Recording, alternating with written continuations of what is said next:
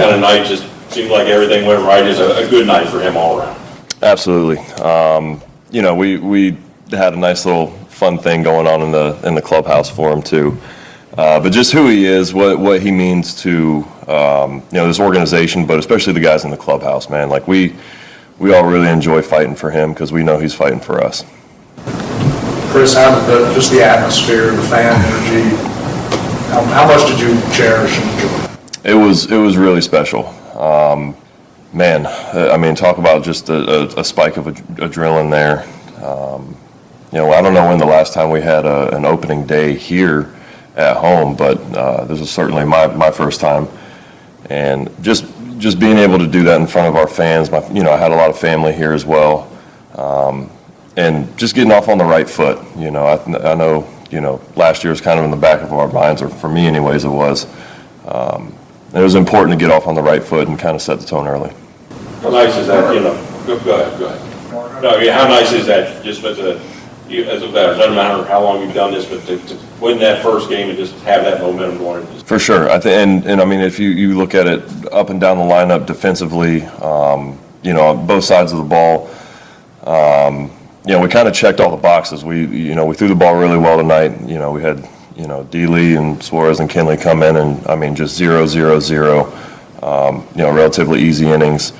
Unbelievable defensive plays. I mean, half the top 10 is going to be when I was out there. So, you know, I mean, seriously, I mean, half the text I'm getting is like, you better do something for your defense.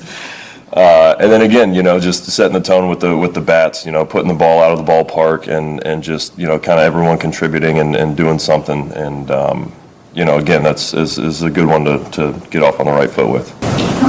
Chris, are you feeling kind of the pressure, the rotation obviously banged up that it went through last year, starting off short-handed again, and, you know, even some questions of the guys who were there, who were pitching.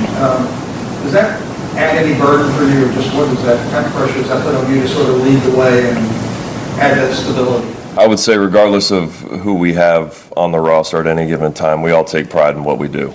And we all have faith and trust in the guys in that locker room, no matter who the name is, who the guy is, the opportunity. You know, I don't, for me personally, and I think I can speak for the group, we don't really pay attention a whole lot to all of that. We know that if we go out and do our jobs as individuals and we play together as a team and we're all pulling from the same side, it doesn't matter, you know, really who we have going with us. Like I said, you know, the opportunities are going to rise for people, and I think we have the right guys in the right positions to step up and you know, take care of that. Looking back, how important was it for you to go deeper in those last couple of spring training starts getting ready for tonight? Yeah, it was nice. You know, you don't want your first kind of long outing to be day one. You know, adrenaline's going to take over. You're going to be a little bit more amped up. So to be able to have a couple starts, you know, in that sixth inning range was big, just for pitch count and just kind of getting ready. You know, typically, sometimes you would kind of make that last start a shorter start. But I talked to Hef and JP, and they were kind of like, no, we need to, you know, if you're going to get an extra day, let's kind of extend it a little bit. And I actually really appreciated that, and I think that benefited me a lot. Walt just talked about this offense maybe being more multidimensional this year, but we saw there's still plenty of power here.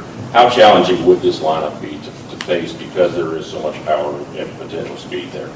Yeah, I mean, you have to be prepared, and you know, you make one little mistake here, you know, and it's top to bottom. I think, you know, I mean, we got arguably the best player in the game leading off the game, and then after that, it's just relentless. And you know, we got guys that are pretty patient. You know, I feel like there was a few walks tonight, and you know, 1 through 9 going can take you deep. So, you know, I'm glad I'm in this locker room. You see veterans like Ozzie Albies and Austin Riley, knowing what they've been through the last couple of seasons, have good starts. What does it mean, just like as a teammate of theirs, to see them have that good first step? It's always fun seeing guys have success, but I wouldn't say anybody's surprised by it. You know, those guys worked really hard. I think Ozzie might have led the league in at-bats or live BPs in spring training. You know, he's a great teammate. He's a fun guy to be around, but you could tell he had a little something going on this year, and he wants to get back on track. And I would say the same thing with Riley. You know, it looked like he was on a mission this spring training. But I wouldn't say I'm surprised. I mean, who those guys are as teammates and who they are as athletes, and just seeing the work that they put in, you know that all that work is, you know, going to pay off eventually. Well, in the midst of a game, I know you're not necessarily, when you're competing, looking at the personal accomplishments, personal accolades, but tonight was a night where you made some history passing Bob Feller and Warren Spahn on the all-time strikeout list. I'm sure you'll reflect on this kind of stuff more down the road, but what does it mean to pass those kinds of names or put yourself in the class with those kinds of pitchers? Yeah, I mean, it's special, and I appreciate it. I feel like I'm a fan of a game as much as I'm a player in this game. You know, knowing who those two guys were, I mean, just absolute legends in this game. You know, men amongst men, if you will. And you know, Warren Spahn having a lot to do with this organization. I appreciate it. You know, it's hard for me to kind of wrap my brain around and you know, talk about, but I appreciate it, and it's humbling to just be in the same sentence as those guys, because I don't forget being 12 years old and thinking about all of this. So, but I definitely do appreciate that. You mentioned doing something in the clubhouse for Walt. Can you describe as much as you can kind of what you guys did for him? We had a nice moment for him, and let's say we put him on the spot. But it was fun. We had a nice little thing for him, and he was you know, he was happy. I'll start things off. I mean, just being such a special guy on the mound tonight, Chris Sale. You know, and at this point in his career, last inning out there, he can still go get 98 when he wants it. This is a special guy, and I've talked about him a lot this spring. But a manager's dream to have a guy like that on opening night to set the tone. We played a really good game.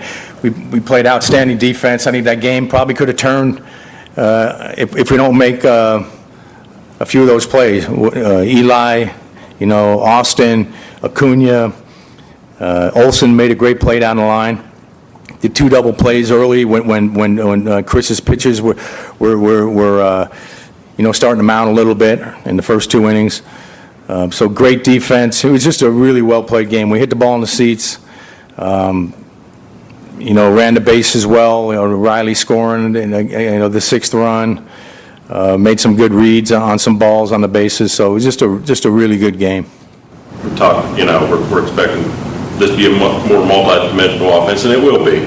But at the same time, not only did you get homers tonight, but you didn't get. It wasn't like Riley, Olsen. Is it nice to just be reminded how much power there is in this lineup, or how much explosiveness there is? Yeah, look, I love homers, but when you don't hit the ball in the seats, you got to be able to score too. So and we will, but there's a lot of damage up and down that lineup. So yeah, it's I talked to you. I know spring. You got to be careful talking about spring, but I just like the way we were taking at bats and keeping the line moving. I just watched that closely because we had some guys that struggled a little bit last year, and I just had a really good feeling about our offense. Look, this is one game, but I have a good feeling about our offense and where we're at. Walt, Chris said the guys gave you a little something. Yeah. Can you explain what happened? Or? Yeah, well, they got this thing, when the player of the game, I wasn't player of the game, that was Chris Sale, but they let me take the putt. I guess you got to take a putt. I guess it's probably about I don't know, 30, 40 footer. And there's a lot of hooting and hollering and a lot of stuff on the line, but yeah. So I got to do the player of the game putt, and they gave me a nice little gift for my first win. So it was a great night. Did you make the putt? I missed the putt. Yeah. You weren't supposed to ask that, bitch. I would have said I made it if I did. You wouldn't have had to ask. How much does it, I know you've been through spring, and it's not like you haven't been around here and been in this role, but what does it mean to get this, just for you personally, to get this win on opening night and in your return after 10 years after last managing job?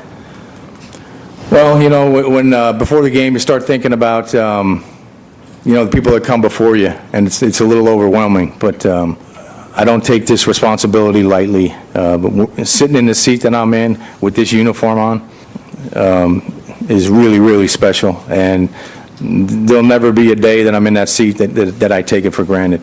So yeah, it's pretty cool. When you put Ozzie in the 3rd spot, you expect a homer in the 1st inning? You know what? I like what I saw from Ozzie this spring, right? Especially right-handed. Took some good swings. And if you look at his career, for a majority of his career, he's been one of the best hitters in baseball against left-handed pitching. So I know last year was a bit of an outlier. He got off to a slow start like a lot of our guys did. But I still believe in the guy, and especially right-handed. I think he's a beast. And so it's going to be part of the lineup construction is just putting him in positions to get as many right-handed at-bats as possible. Whether it's against a starter or, the relievers that come in the game. I want to put him in position to get those right-handed at-bats. And, it worked well tonight. You get the version of Michael Harris that I talked about Michael and how hard he hits the ball. I mean, he hits the ball as hard as anybody. It's just reining things in, and getting and forcing pitchers into the zone. And if and when that happens, he's going to be a monster. And he plays game-changing defense. So yeah, he's another one. Could be pretty exciting to watch here in the future. The last couple of seasons have been for him. What does it mean for Austin Riley to have 3 hits and a nice defensive play at the start of the season? Yeah. No, I feel really good about Austin and where he's at. I talked about, before the game, talked about how the ball's coming off his bat a little different this year with some subtle swing changes. So, and he's always been a great defender. He's really athletic for that big body. He moves around pretty well and made a hell of a play on that line drive. You talked about the base running being a point of emphasis.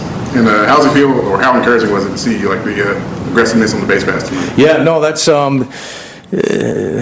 that's going to be part of our identity, moving forward. That's the plan. And we had a caught steal, and that's okay. I'm willing to trade a few outs here and there on the bases to create an identity. And we want to put heat on people, whether it's in the box or whether it's on the bases, and we had the personnel to do that. And I talked about Antoine making base running really important to our guys, and that's what he did this spring. And I think, like I said, we hit the ball in the seats tonight, but I think on the nights that we don't, we'll have a better chance to score some runs this year.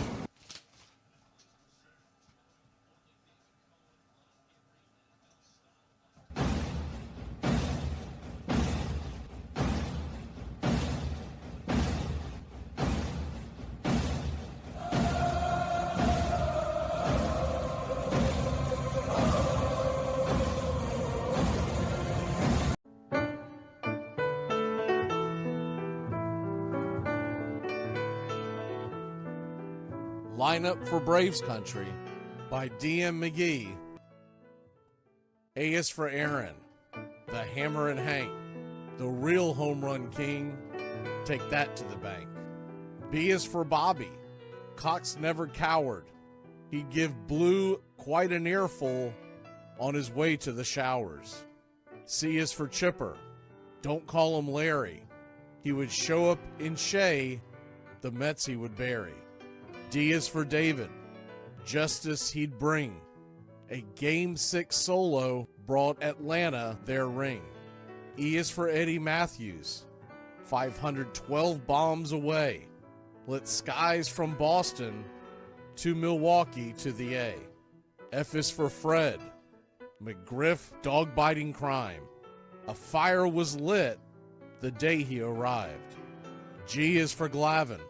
Southpaw winds and kicks, changing speeds east and west, a gem in Game 6. H is for Harry and his brother George Wright, the father of baseball, Boston pennants in flight. I is for inning, ending double play, Riley to Ozzie to Olsen all day. J is for Jones, Andrew let her fly, and his gloves in center is where singles would die. K is for strikeouts, a plenty from Strider, the quads in the stash, getting swings from that slider. L is for Lopez, Javi to B-Mac, Travis and Smurf, we've been lucky to see that. M is for Mad Dog, he won 355, could swat flies with the changeup and still bust you inside. N is for Necro. He got to the hall by bending and knuckling and floating that ball. O is for Otis. Old Nixon could fly. The catch at the wall baffled our eyes. P still for Peterson. We were all rockin' pearls. With Eddie and Jorge, we were out of this world. Q is a quandary for why Dale is not in. Murphy MVPs again and again. R is for ranking, the top pitcher's lore. Remember Kid Nichols, 107 WAR. S is for Smoltzy, the big three in the hall. When the game's on the line, you give John the ball. T is for Tyler, Matzik and the gift of 2021, the entire night shift. U is for Chavez, but we say Uncle Jesse. The frames, the release, kept the batters guessing. V is Van Weeren, Skip Carey 2, Don Ernie Joe, the tales from the booth. W is Warren, Spawn Johnny Sane, They'd ride him in Boston and then pray for rain. X is Mazzoni. Yeah, X marked the spot. Leo rocked next to Bobby, and his pitchers stayed hot. Why it makes us feel young, the game's main appeal. Chopping through the battery, there's no better feel. Z is for zip, boom, bam, ram-a-lamma, ding-dong. Throughout the summer, we sing that song. From AJ to eyeglasses and a hell of a pen. Mad Max, Uncle Charlie, win after win. A cannon from short, and RC you later. Acuna Matata, there is no one greater. Though you can't fit them all when you just A to Z. Think of your favorites in the rafters we see. I started with 3, then 10, 25, 47, 31, and of course 29. Let's not forget 21, 41, 35, the Great 44, or 755, and old number 6, who led his great teams. The pennants were flying, it felt like a dream. From Boston to Milwaukee, to Atlanta's TBS, a family, a tradition, Braves country's the best. Lineup for Braves Country by DM McGee.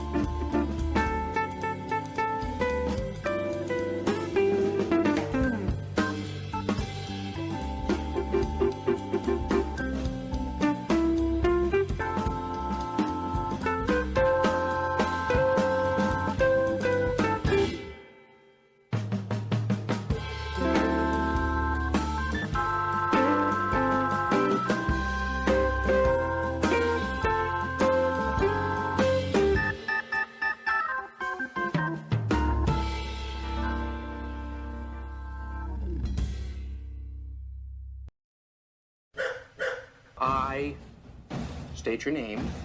I state your name. Do hereby pledge allegiance to the armchair.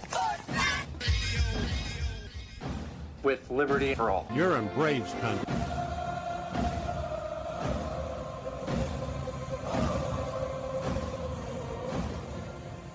Ladies and gentlemen, please direct your attention now to the area in front of the pitcher's mound for tonight's ceremonial first pitch. You can't drink like me, you can't smoke like me, so don't try and be like me. Let's party together. There's something kind of about a kid that's never played baseball. What the hell's going on out here? Well, scared because his eyelids are jammed and his old man's here. We need a live rooster to take the curse off Jose's glove, and nobody seems to know what to get Millie for their wedding present. We're dealing with a lot of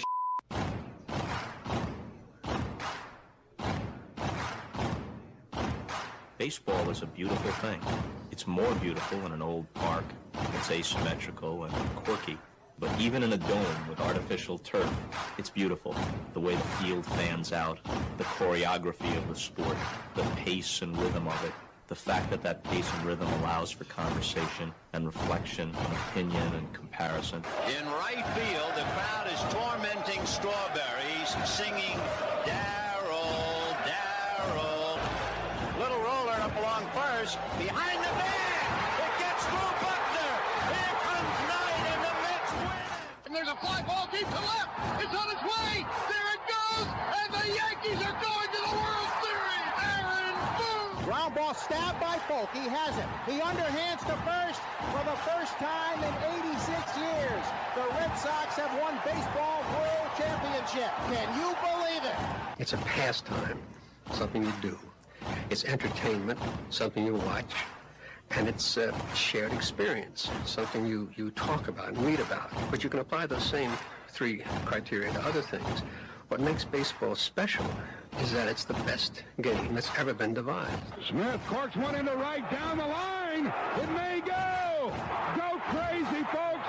Go crazy. Sure as God made green apples, someday the Chicago Cubs are going to be in the World Series. A little bouncer slowly toward Bryant. He will glove it in front of Rizzo. It's inside. And the Chicago Cubs win the World Series. Cubs win. What a lucky break. The good Lord wants the Cubs to win. How can you not be romantic about baseball? If baseball is about caring, about loyalty and rivalry. Braves fans are on their feet hoping for some kind of a bleeder or a seeing-eye single. Here's the 1-2 pitch. Fastball hit high and deep down the right field line. It's going back, back, back. Is it fair? Is it zip, boom, bam, it's gone! Ram-a-lam-a ding dong, a 3-run shot, and your Atlanta Braves have taken a 1-run lead. She's gone, baby! There's a very peaceful thing. It was created and played in pastures and meadows. There's grass, there's outdoors, there's everything that people thought was American and feel about America you get in a ballpark. And it's the wonder of walking through that dark tunnel and seeing a huge open space where men play the little boy's game.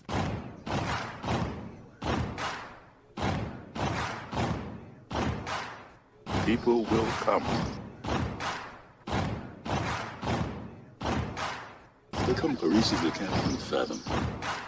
I'm not even sure why they're doing it. They'll arrive at your door as innocent as children longing for the past. Sit in shirt sleeves on a perfect afternoon. They have reserved seats somewhere along one of the baselines. Back when they were children. Cheered their heroes. It'll be as if they'd dipped themselves in magic waters. The memories will be so thick that I've brushed them away from their faces. People will come. The one constant through all the years has been baseball. America has rolled by like an army of steamrollers. Been erased like a blackboard. Rebuilt and erased again. Baseball to mark the time. This field, this game, it's a part of our past. It reminds us of all that once was good, that it could be again. Oh, people will come. People will most definitely come. We're all told at some point in time we can no longer play the children's game. We just don't know when that's going to be. Some of us are told at 18, some of us are told at 40. But we're all told.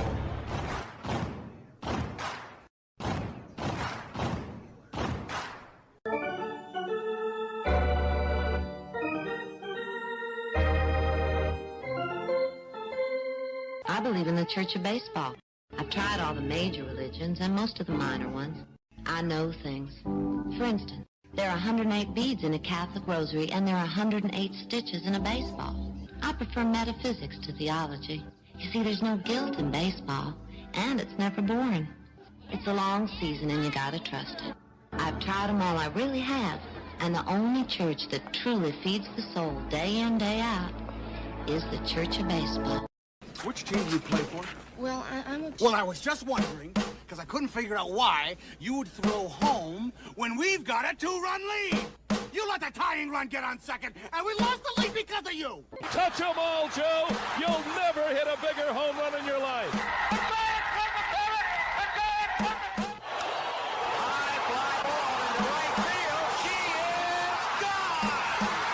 Swung line drive left field. One run is in. Here comes Reed. He's looking right at the plate.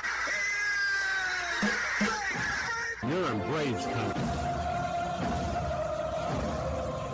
If there's a bigger thing going on right now, I don't know what it is. We're down to one strike here. Gurriel, the last hope for the Houston Astros. Here's the 0-2 pitch. Swung on, bounced over to Dansby. Dansby fires it over to Forrest. And here comes the dog pile. Fire the cannons in the battery. Do the chop all throughout Braves country. Pop that top. Your Atlanta Braves have won it all. Here's a list of the players we'll be inviting to camp. I never heard of half of these guys. And the ones I do know are way past their prime. Most of these guys never had a prime. This guy here is dead. Cross him off then. The local press seems to think we'd save everyone a lot of time and trouble if we just went out and shot ourselves. We got uniforms and everything. You know, you might think about taking Jesus Christ as your savior instead of fooling around with all this stuff. I like him very much. He no help with curveball. You trying to say Jesus Christ can't hit a curveball? But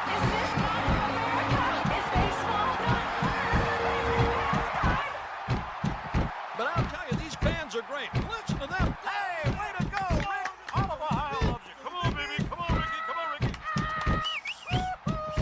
The game doesn't stink. It's a great game.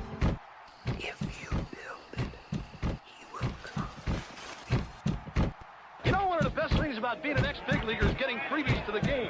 Call the front office, bingo. And once these fans recognize me, I probably won't even have to pay for my life here. I love them. Good seats, huh? You're in the wrong seat, buddy. Come on. Oh, I must be in the front row. Come on. Ladies and gentlemen, welcome. We direct your attention now to home plate. Please remain standing. We call your attention to our bands here today. They will be jointly directed. And now, another fixture. Our national anthem.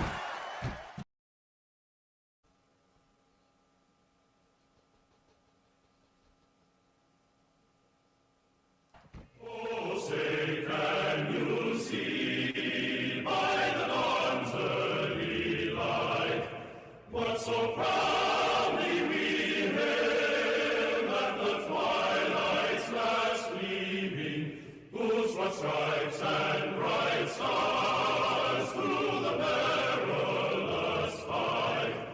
For the ramparts we once were so gallantly streaming, and the rockets red glare, the bombs bursting in air, gave proof through the night that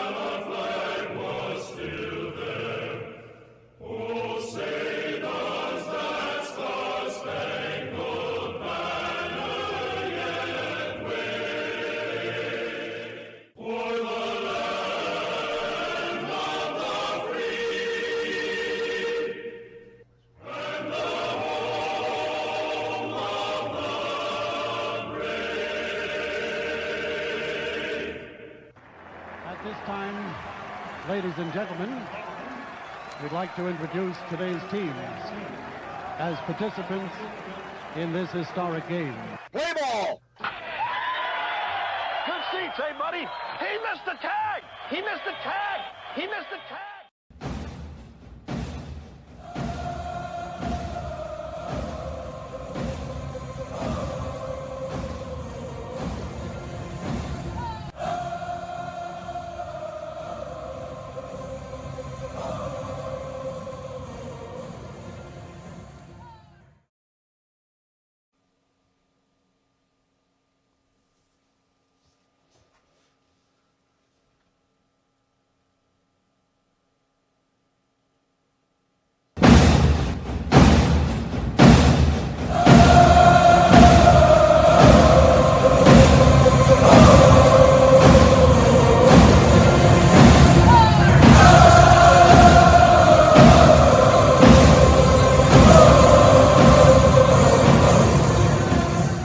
Down a beer?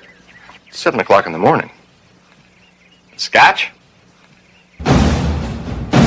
Hey, howdy, hi, and how the hell are you? Pull up an armchair, girls and boys. Pour you a cold one. It's time for Braves Country Baseball.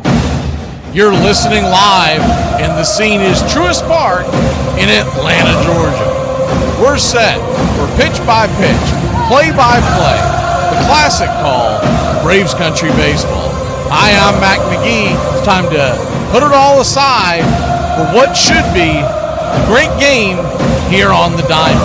As we take you out to the old ballpark, kick up your feet, let's take a journey back to the golden age of radio baseball.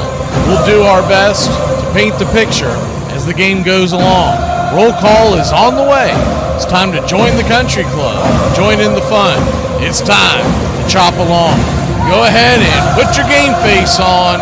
Here are the starting lineups for today's action.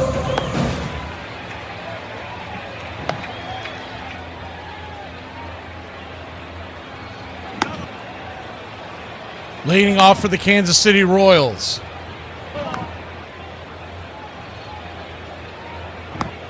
Playing third base, it's Michael Garcia. 1 for 3 yesterday. A .333 average, 1 stolen base, no RBI. Batting second, playing short, Bobby Witt Jr., 2 for 4, batting .500 on the season. And Vinny Pasquantino is batting third, playing first. He was 0 for 3 in last night's action. Sal Perez, 1 for 4 on the night, batting .250. Carter Jensen, the designated hitter once again. This time the rookie is batting fifth, 0 for 3 last night. Jonathan India batting sixth, playing second. He was 0 for 3. And Jack Caglione, he came in for a pinch hit last night. He's 0 for 1. Isaac Collins is 0 for 3 and playing left, batting eighth. And Isbell is in center field and batting ninth. He has no at-bats this season. On the mound for the Kansas City Royals, it's Michael Waka Waka Waka. Last year he was 10-13 with a .386 ERA, a 1.22 WHIP, and 126 strikeouts. He'll be going head-to-head with Ronaldo Lopez. Raylo last year, of course, injured very early, had a 5.4 ERA with 1 strikeout in the one performance, a 2.2 WHIP. We'll throw those numbers out the window. Backing up Raylo in the bottom of the first inning and playing right field, leading off for your Atlanta Braves, it's Ronald Acuna Jr. He took an 0 for 5 last night, He'll be looking for his first hit of the season when he leads off in the bottom of the first. Batting second, the catcher, Drake Baldwin.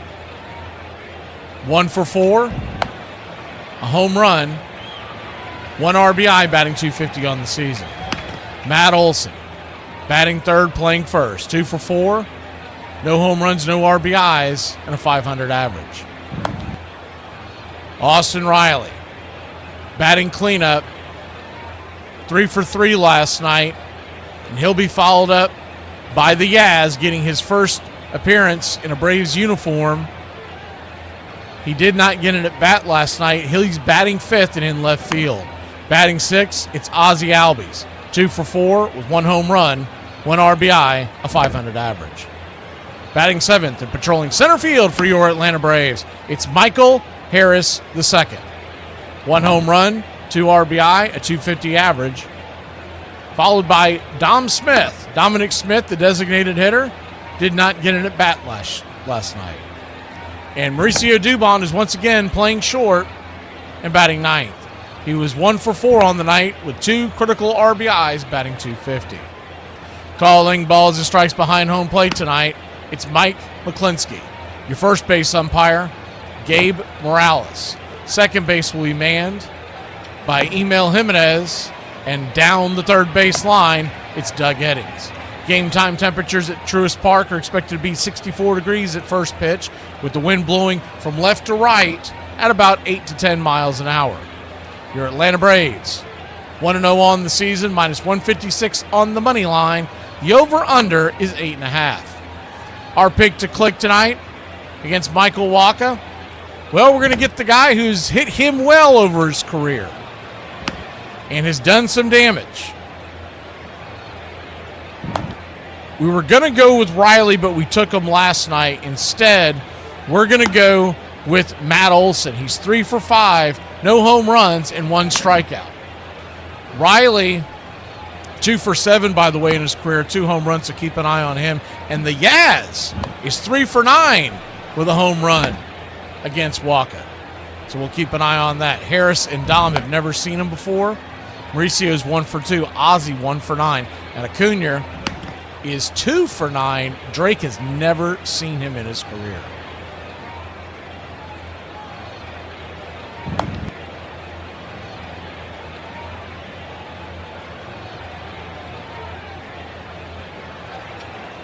We're just about set for pitch-by-pitch, play-by-play, classic call of radio baseball. All right, you guys, let's listen up. We won a game yesterday. And if we win one today, that's 2 in a row. We win one tomorrow, that's called a winning streak. It has happened before. So let's see some hustle. Let's jack it up a little. I got a feeling things are about to turn around for us.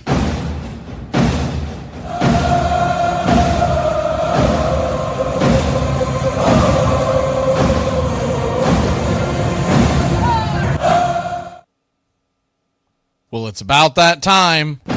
Grab you a cold one. Find you an armchair. Atlanta Braves baseball right here on Braves Country Radio. Your modern-day superstation, bringing you pitch-by-pitch, play-by-play of your Atlanta Braves and our one-of-a-kind production.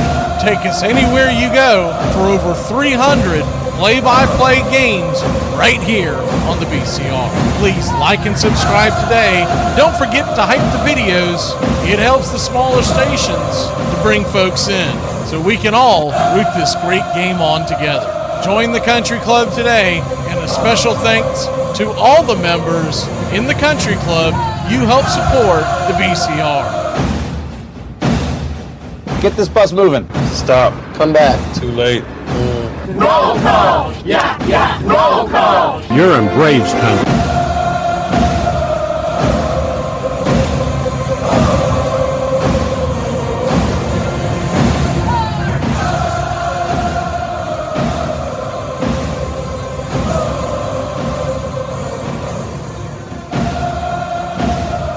Howdy, y'all! Welcome in, muchachos! Boys and girls, friends and fam, guys and dolls, chicks and drakes, dudes and dudettes. Good to see you on a Saturday night here in Braves Country. Let's see who we got here in the chat. Scroll up a little bit, and we see Royal Pita in the house. Uncle Charlie, good to see you in the MLB The Show feed we did, Uncle Charlie. It crashed. We ended up firing it back up, but it was the PlayStation itself crashed. Not 100% sure what happened there, but we're going to be doing that pretty regularly. We're going to do it on most days to get you set. We're debating on what time to do it, but more on that later. I don't know if we'll get it in on Sundays because the game starts so early, but we're going to give it a try. Anyways, good to see you, Uncle Charlie, Royal Pita, Willis Mathis, all country club members, as was in the club. Waiting on Mark Ricky Ricardo to get back in the club. What you talking about, Willis? Good to see you. As was, I think I already said that. James Fisher, good to see you. What else we got in here today?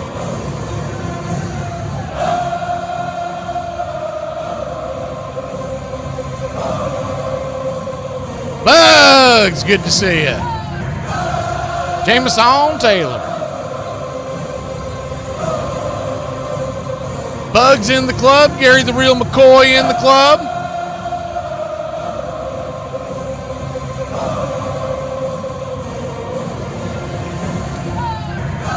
Soul is...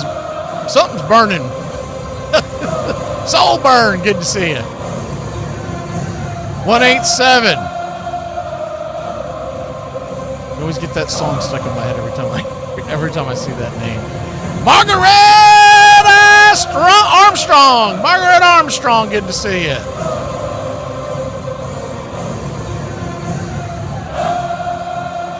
Ready for our first winning streak of the year, aren't y'all?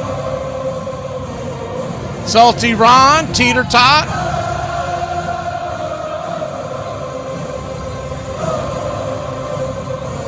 Everybody loves Raymond Lovelace. Jason Up and Adams. Richard Talley. Might have to start calling you RT every time I say your last name.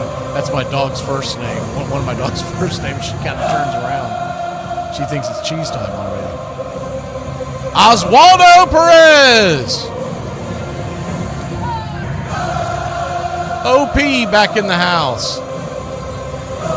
See if we got anybody else. Edward Spry. I see someone saying Edwards. Yep, there's Edward Spry, the Spry guy in the house tonight. All right, we're going to take a really quick break. When we return, pitch by pitch, play by play, the classic call of radio baseball.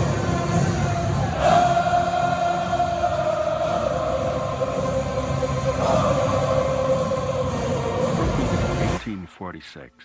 In our sundown perambulations of late, through the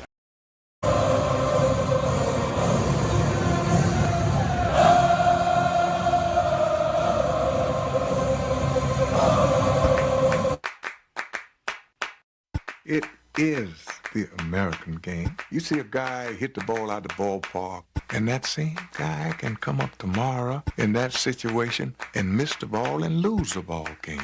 Can bring you up here, it can bring you down there. One thing about it, though, you know it always will be a tomorrow. You got me today, but I'm coming back. Think about it. What is there in your life, besides your love of family maybe, that carries all the way through from almost your earliest recollections till the day you die, and you care about it in one way or another? There are very, very few things that make that list, but we have a child's interest in baseball, so it will be one of the few things in my life that I have cared about in one way or another all the way through. There's a lot of wonderful stillness in baseball that I love. Many seconds of stillness. When the pitcher has got the sign, the batter is crouched, the ball players all lean forward with their hands on their knees, and then very shortly the ball is delivered. But in that tiny period when the pitch and the fever of the crowd is tangible, there's a moment of absolute stillness that I treasure. The best of us keep as much of that childhood with us as we grow into adulthood as we can muster.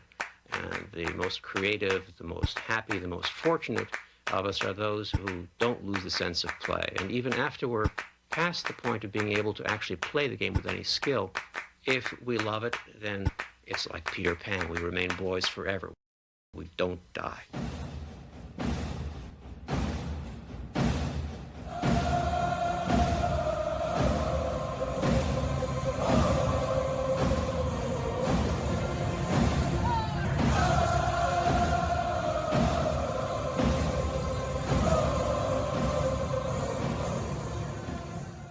Ladies and gentlemen, we interrupt our program of dance music to bring you a special bulletin from the radio news. Sit quietly and we will control all that you see and hear. There is nothing wrong. You are about to participate in a great adventure. You are about to experience the awe and mystery. You unlock this door with the key of imagination. Beyond it is another dimension, a dimension of sound, a dimension of sight, a dimension of mind. You're moving into a land of both things and ideas. You've just crossed over into Adventures in Time and Space.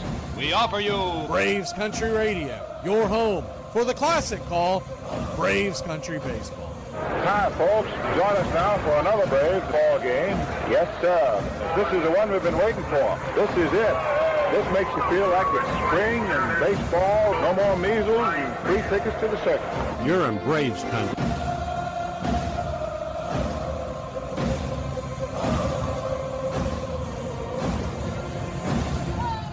This is a reminder. Disorderly conduct will not be tolerated. Please respect your fellow fan and refrain from any unruly behavior. Failure to comply with these guidelines will result in ejection.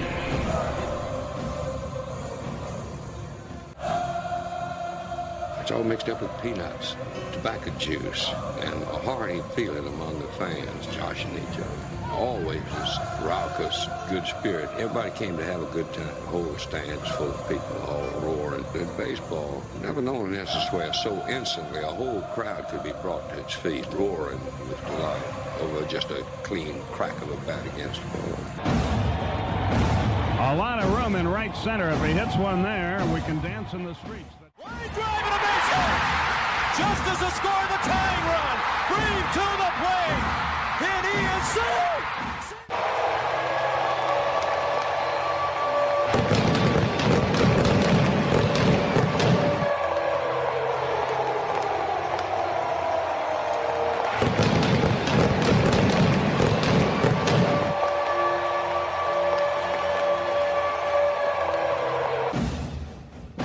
We're 1 out away, Braves Country, from a trip to the World Series.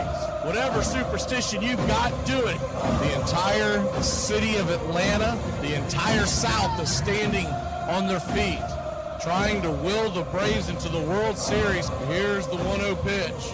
And swung on and ripped over to Dansby Swanson. Dansby's got it. He fires on to first. Baby, sound the trumpets. Do the job through the streets. Your Atlanta Braves are headed to the World Series. And the place is going bananas.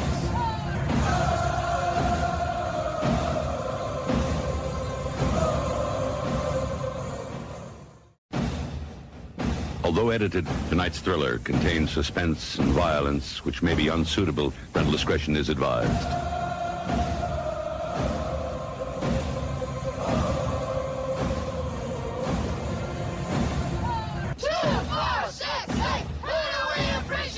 You're in Braves Country.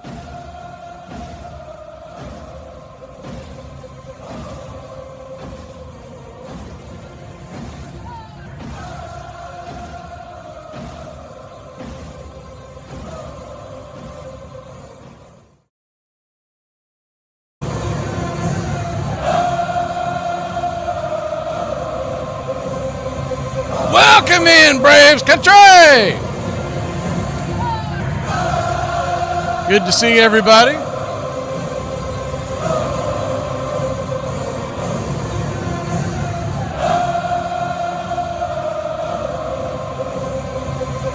We're just about set for pitch-by-pitch, play-by-play, the classic call, radio baseball. If you're new here, we will have the 3D kicking as well, so you'll be able to see it on the screen. So if you've never caught it before, it's pretty cool. And for the people that come in and go, why are you not showing the act? Because the MLB owns all that stuff and they'll knock it down. So it is what it is, and it ain't what it ain't. But we enjoy it, and glad to bring you another season, our 6th season here, as we slowly began doing this in 2021, right as we made a run at the playoffs. And then obviously we all know what happened in 21 and the rest is history. By 22, by mid-season 22, we were doing most games except for Sundays. By 2024-25, we were doing them all, unless something were to, family emergency or something. And that's what we'll be doing again this year, along with all the doubleheaders that we're going to be doing. The next doubleheader here, the out-of-town doubleheader, will be Wednesday after Braves A's Wednesday morning. It's a 12:15 first pitch. Will come on the air at 11:15. After that, you're going to get it's Yankees versus the Mariners, and then on Friday it's a double dip. The Braves are out west in Arizona late that night. In the daytime, we're going to do the opening day for Fenway, Red Sox versus Padres. So we're looking forward to that. Kansas City Royals are wearing their grays, their road grays, blue, writing in blue ball cap, interlocking white KC. One of the more iconic hats in all of baseball. And your Atlanta Braves are they're not wearing their City Connects, so I'm thinking they're about to change them or something. They're wearing the white home jerseys with blue writing, the classic look, outlined in red piping, red trim, blue ball caps, red bill.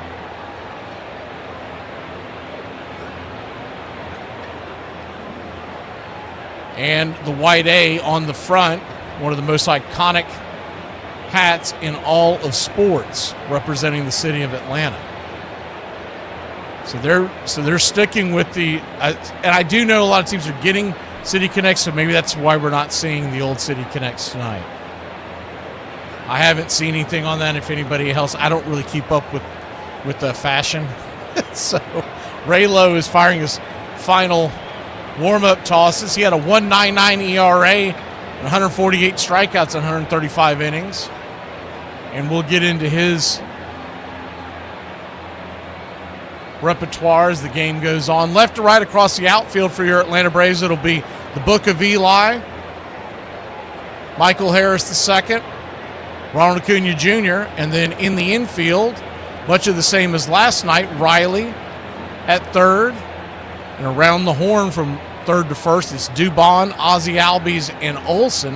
Behind the plate tonight, we get the Drake. Your designated hitter, if you missed the lineup, it's going to be Dominic Smith. Is the old lad in here, Ladarius? Good to see you, Bahama Llamas, as well. Trying to keep up with who's in here. Once we get the game rolling, it's a little more difficult for me these days, but glad to see y'all chatting along. That's about the only thing that I miss about when we were slower. Waiting on that 3D to kick in. As soon as it does, we will lift the curtain. And Ray Lowe comes set. And yes, sir, it is baseball time in Braves country, and the first pitch on the way is right there at the knees for a strike to Michael Garcia. It's 0-1.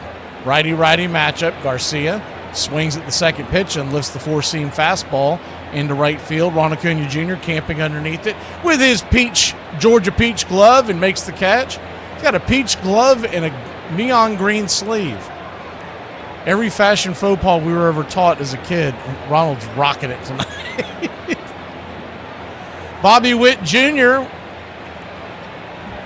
Most of y'all remember him from the WBC, batting second.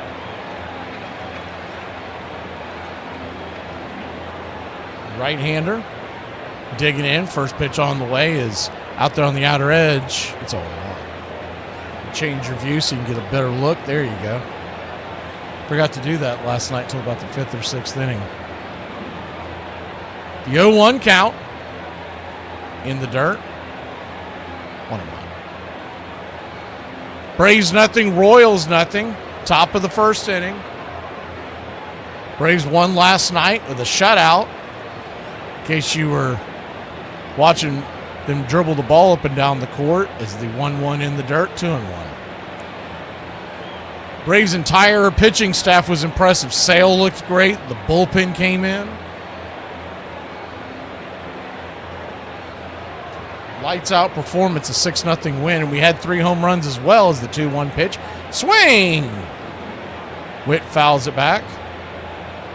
It's 2-2.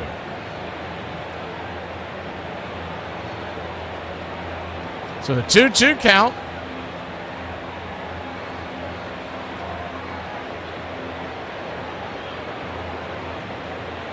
The pitch on the way. Raylo kicks and fires. Swing, fouls it down and away, right field side. That'll drift into the stands. It's 2-2. I think we got you pretty synced up now. There's certain nights we can't control it, but there are other nights where we can. The 2-2. Pops it up. High into right field. Ron Acuna Jr. drifting in. He'll make the easy catch, and it's F9 in your scorecard, 2 away.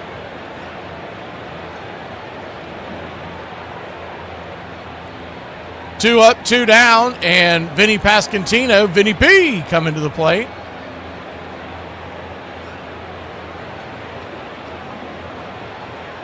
The first pitch to Vinny P. It's fouled away. It's 0-1. Righty-lefty matchup. The 0-1 pitch. Swung on and missed. It's 0-2.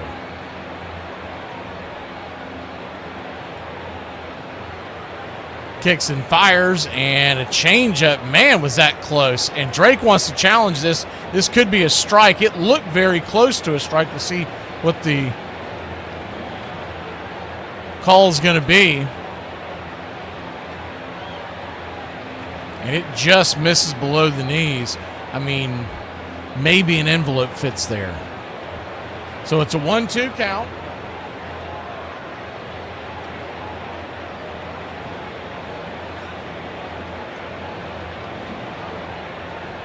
Raylo comes set. Kicks and fires. Caught, looking strike 3. Punched him out on the outer track, 4-seam fastball, and that'll end the inning. We'll be back in a flash here on the BCR Radio Network, Braves Country, bringing you Braves and Royals.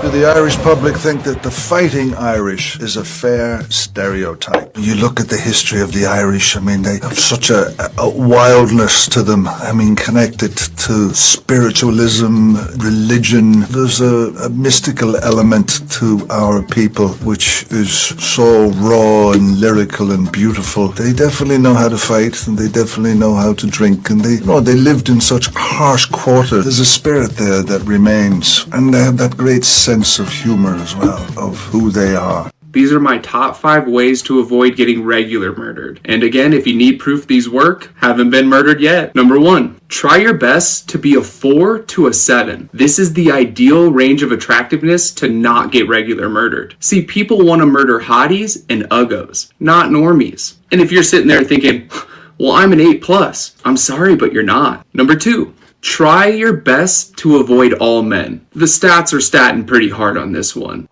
Rajay Davis's. Yeah, I'm battling laryngitis in the World Series. Every broadcaster's worst nightmare. Going, if you get out of control here, your voice is gone. And that was the whole World Series. Swung on, line to deep left field. It is gone! You should see the celebration out of the Indians' third base dugout. Rajay Davis, a bullet, 2-run homer down the left field line, clearing the 19-foot wall. We are tied at 6. Pull up a chair and grab a cold one. Your home for the classic call, Radio Baseball.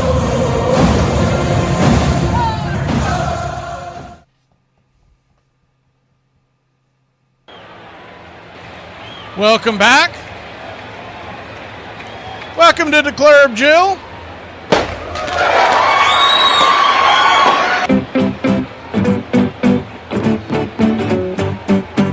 Righty-righty matchup. First pitch on the way to Ronald Acuna Jr. is a sinker. taken below the knees. It's 1-0. 1-0. Michael Walker, you'll see a four-seam fastball, a changeup. This is the 1-0 pitch. Off the plate. Called a strike, and Acuna, I believe he wants to challenge this one. We're showing 1-1 here. Braves are challenging. That's a strike. That means we're out of them. We're done with challenges. Whoops-a-daisy. So we're done with challenges. We haven't even got through the first inning. That's one way to alleviate the stress. Just get rid of them. 1-1 pitch. High and out of the zone. 2-1.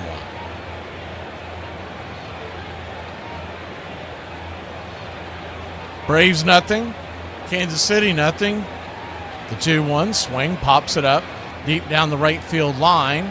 Drifting over, making the fairly easy catch out there is Caglione, and there's one away. Left to right for the Kansas City Royals out there in the outfield. I don't think I got to it in the first inning. It's Collins, Isbell, and Cags. We like to call them Cagney and Lacey for the Kansas City Royals, Caglione. And around the horn from third to first, it's Garcia, Witt, India, and Vinny Pasquantino. First pitch to the Drake Baldwin. The Drake takes it right there at the knees. It's 0-1. Sal Perez is once again behind the plate. Their designated hitter is Jensen. The 0-1. Off the plate wide. 1-1. Had a couple of folks that called in on the local radio stations last night asking why we don't go over lineups, and that is because the 1-1 swing and a miss curveball. It's 1-2. Do that during the pregame to get it out of the way. So if you're not here for the pregame, you'll just hear it as it goes, but we try to get that done before first pitch. The defense, we wait until the first inning. Sometimes we don't get to it until the second, like it just happened. The 1-2 from Waka, swing, slices it foul. We'll do it again. And if you want to know what the reason for that is because I'm a one-man band in here. I'm trying to keep up with everything. Trying not to set off a missile somewhere. The 1-2, swing and a miss, strike three, cutter. Good pitch by Waka. 2 away.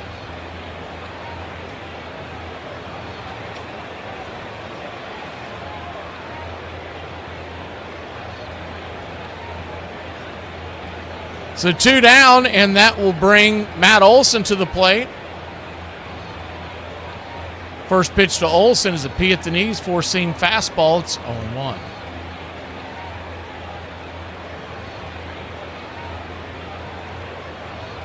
The 0-1. Upstairs, cutter. Misses high, 1-1.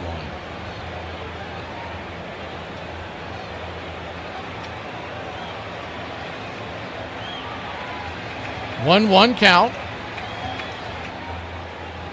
Swing and a miss, four-seam fastball, 1-2. So what you'll get from Waka as his entire repertoire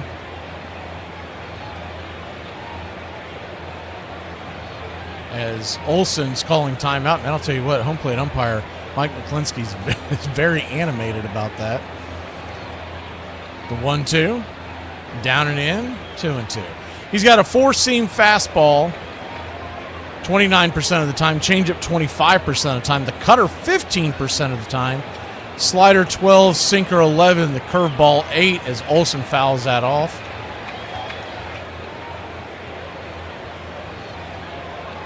Did he go around? I guess he did. Strike 3. I guess he was able to hold on to that. Got to get another look at that. I thought it went. Now it didn't hit the ground. It looked like it had touched the ground, but a great job by Sal Perez. We'll be back in a flash here on the BCR Radio Network. Braves and Royals, 0-0, going to the third.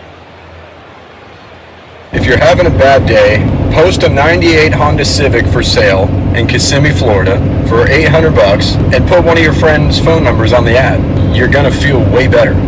There are two types of people in the world. One who leaves the lights on when they leave a room in case they want to come back to it, and one who turns them all off immediately and they find each other and get married.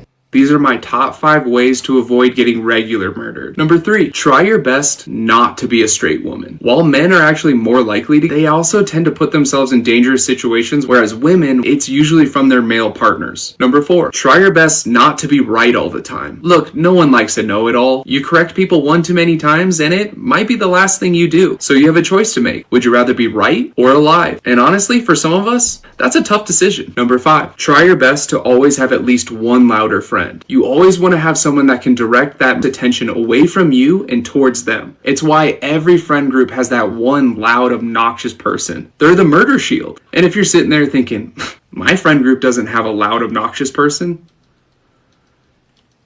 people like it. I'm grateful for it. I know Tim Anderson's not a fan. But Ramirez on his way to second. Head first slide. Safe and in to score is Jimenez. Now Hosey and Anderson square off. They're fighting. They're swinging. Down goes Anderson. Down goes Anderson. we also know how lucky you are. If I look down and write in my scorebook that Jose just got a double, I miss the fact that it escalated like that. Fortunately, I kept my eyes on it because I didn't know if Jose was safe or out. That bit of fortune allowed you to maybe come up with the right words. How? I don't know. And I think if you start thinking about it too much, you can be paralyzed the next time you're on the air.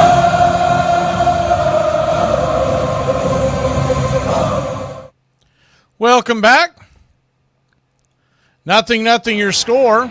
Ronaldo Lopez goes back to work. First pitch on the way is just below the knees. Four-seam fastball. It's 1-0. Just joining us, Baldwin lost a challenge in the top of the first. Defensively is the 1-0 pitch. Swing, lifts it. High into left field. Camping underneath it is the Yaz. One away, F7 in your scorecard. And Acuna, was it first or second pitch? He lost the other one. So we're done for the night. We're good on challenges. That's why I still say they need to amend this to where you get an extra one in the ninth. They're going to give you an extra one in extra innings, but one in the ninth, I think would suffice. The curveball misses out on the outer edge. It's 1-0. But it's also should be noted that your leadoff hitter in the first inning, but he just really shouldn't be challenging a pitch that early in the count to 1-0. High and out of the zone, ball 2-0. You almost need to have a team meeting that say don't start challenging until. If you trust your catcher, it's one thing, but I'm talking about the batters. The 2-0 pitch, swing, slices it backwards, 2-1. Jonah Heim was really good in the spring. Really good. We saw him quite a bit. And he was on it. 2-1 count. Swing and a miss. 2-2. Carter Jensen, the rookie.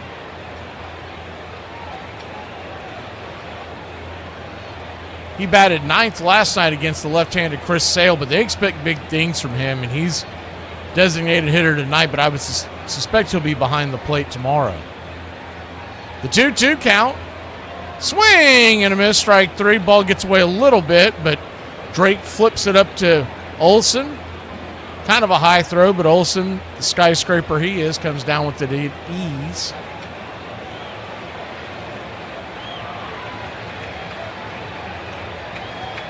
If you missed the scores earlier, we'll hit the out-of-town scoreboard. Texas came back and won that game against Philadelphia in extra innings, 5-4. First pitch on the way, swung on, chopped down the third base line. 95 miles an hour, righty-righty matchup. Jonathan India, the batter, former Cincinnati Red fame. It's 0-1. They're in the 11th right now, and Pittsburgh leads the Mets 2-1. The 0-1 pitch, swing, pops it up. High in the sky, can of corn. Who wants it? Ozzie with his feet on the very shallow center field grass. He'll make the catch, and that'll end the inning. So the Braves get through it. 1-2-3. We'll be back in a flash here on Braves Country Radio. 0-0 your score. is when you're most overstimulated, that the person you live with is like, bing, taka, boom, taka,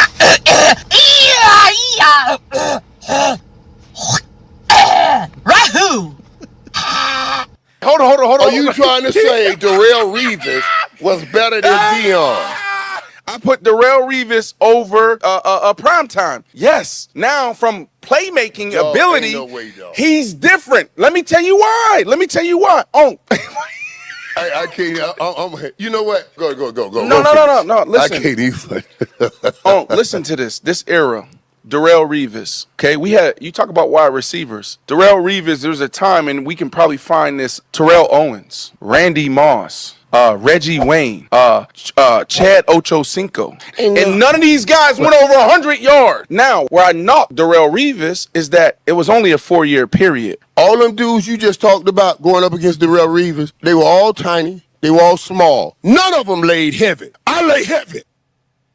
He has never failed to convey his genuine excitement for our national pastime. Ladies and gentlemen, please welcome our 2025 Ford C. Frick Award winner, Tom Hamilton.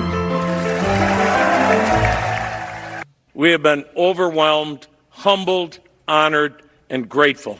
It is really hard for us to properly express how we have felt this entire week, this weekend, and really since the phone call we got on December 11th. I don't belong in a class with you. Yes, you do. Al Michaels, Yes, Tom you do. Cheek, Marty Brenneman. I just know how grateful we are to have this job, how lucky my wife and I and kids have been.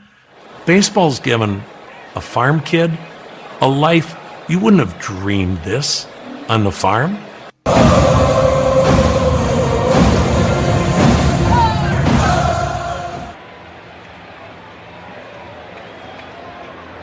Welcome back, y'all. 0-0 your score. Out-of-town scoreboard looks like this. You got Boston and Cincinnati knotted up at 5 in the 11th inning. A lot of games going to extra innings today. First pitch on the way is a swing and a miss by Austin Riley. It's 0-1. Riley 3 for 3 yesterday and a walk. Great start to his 26th season. He's just got to stay healthy. The 0-1 pitch, swing and a miss, slider. It's 0-2. Angels and Astros 0-0. The Angels are undefeated. They're 2-0. That makes Royal happy. Milwaukee 3-0 over the White Sox there in the first inning. The 0-2. Misses high and out of the zone. Four-seam fastball, 1-2. Giants and Yankees just getting going. They're scoreless in the second. The 1-2 pitch, swing, just gets a piece of that, chops it foul. Do it again.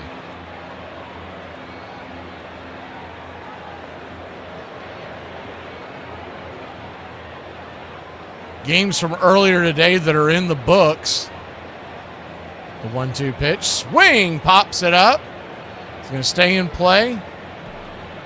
Perez chases it towards the third base dugout, but Sal will go back, have a seat again. It's 1-2, went into the crowd. The New York Mets came back and won 4-2 in the 11th, so someone hit a walk-off because it was 2-1 in the 11th. Pittsburgh. Somebody hit a walk-off. That's the bad news for Braves fans. The good news is Philadelphia lost. The 1-2. Swing and a miss. Strike 3, one away. Miami is undefeated. They're 2-0. They beat the Colorado Rockies 4-3. Other games in the books. Minnesota beat Baltimore 4-1 in extra innings. The Toronto Blue Jays, another extra inning game. They walk it off 8-7 in the Rogers Center. Cubs beat the Washington Nationals 10-2. The first pitch swinging. That ball is hit hard towards center field, but drifting back, making the catch. Yaz is out on one pitch. And there's quickly 2 down. That'll bring Ozzie Albies to the plate, who had a solo shot last night.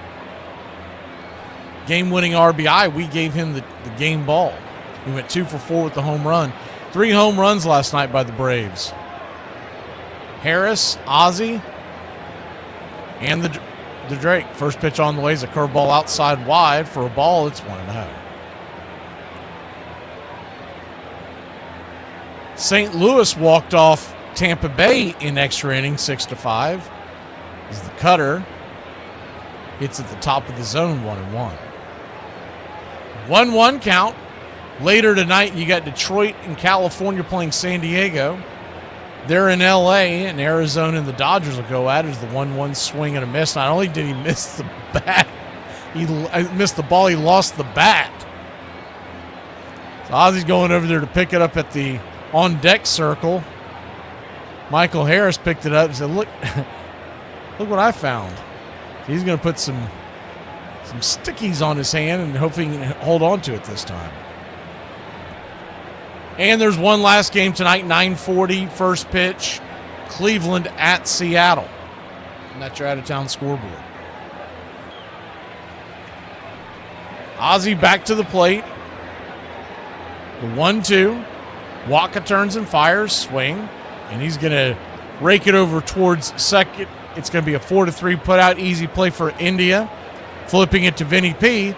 And that'll end the inning. The Braves go down in order. We'll be back in a flash.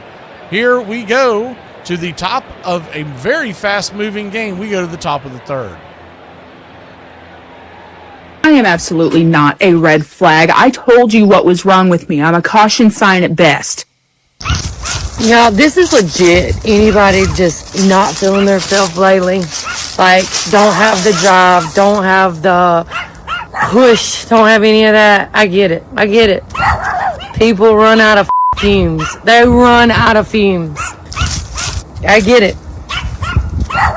But, on a side note, I'm gonna up some chihuahuas.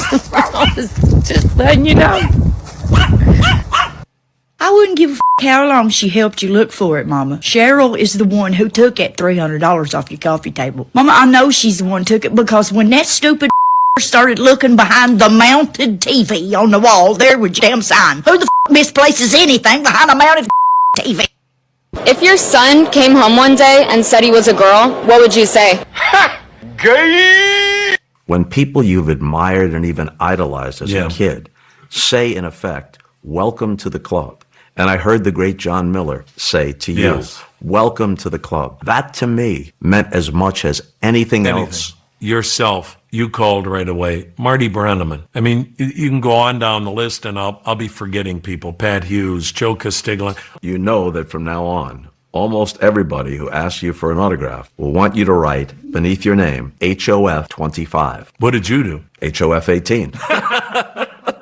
If they ask, I do it. Yeah. I don't do it if they don't ask. If they don't ask, I'm not going to be presumptuous enough. But if they ask, I do it. I hadn't really thought of that.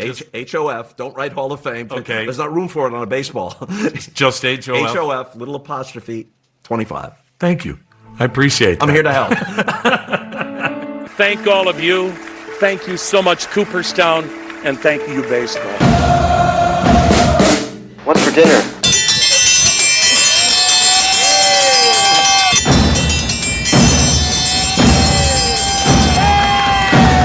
Hey, chef, what's for dinner?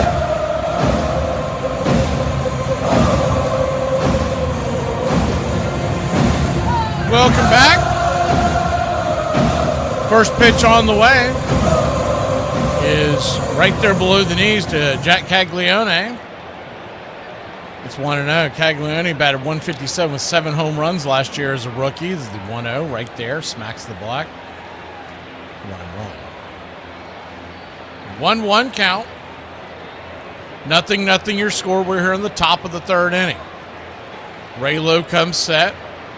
Kicks and fires. Pitch misses to him.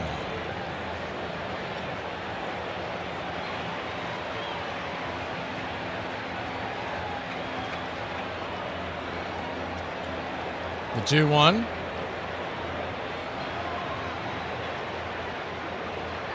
Turns and grips, swing, chops it. Oh, back to the mound, and that should be an easy play. It is. Raylo on it, jumps and flips it to first. 1-3.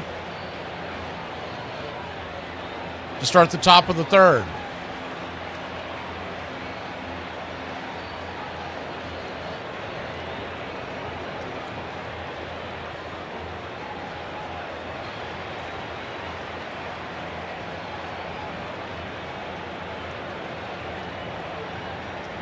Isaac Collins, the batter. Left-handed stick that came over in a trade from Milwaukee, who's the first pitch on the way, is in the dirt. It's 1-0. Collins. He was threatening Rookie of the Year up there with Horton of the Cubs, and, of course, Drake, who ended up winning it for the Braves. Kind of faded at the end, but he had a good start to his 25 season. All in all, 372 at-bats, 9 home runs, and an OPS of almost 800. 1-0 pitch, slider. Just misses the spot. 2-0. Nobody on. 1 out. The 2-0 pitch is a four-seam fastball there on the outer edge. Smacks the black. It's 2-1.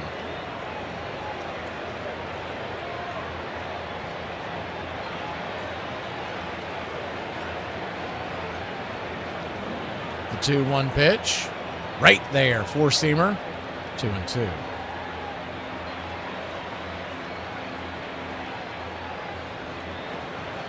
Sitting on deck is Isbell. The 2-2. In the dirt. Check swing did not go around. It's a full count.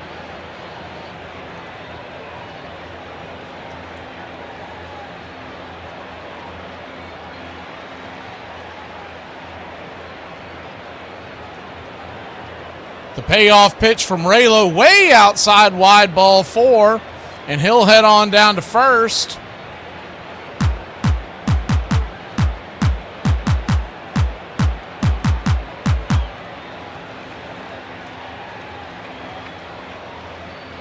Ronaldo Lopez so far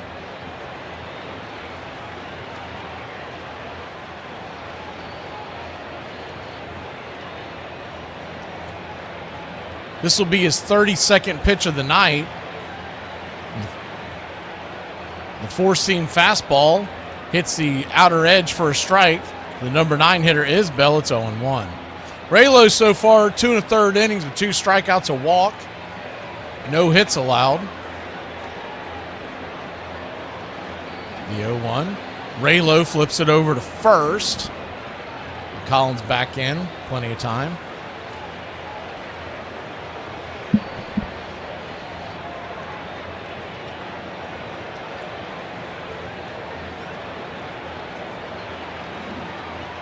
The 0-1 pitch, and he's going to flip it over to first again. So now we're out of moves to first.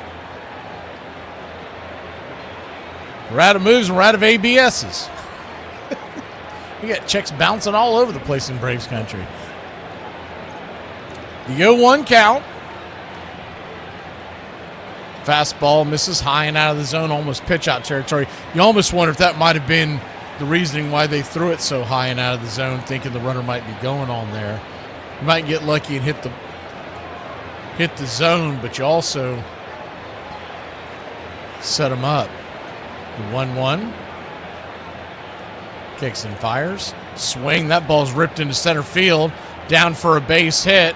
Harris comes up with it. Collins with good speed goes first to third, and runners on the corners and 1 out. For the Kansas City Royals. Good hard hit ball up the middle.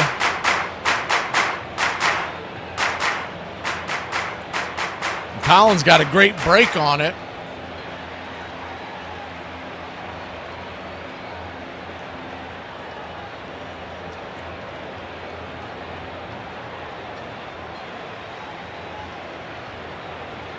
So runners on the corners and 1 out, and Raylo trying to settle things down. First pitch, four-seam fastball, high and out of the zone, 95 miles an hour. It's 0-1.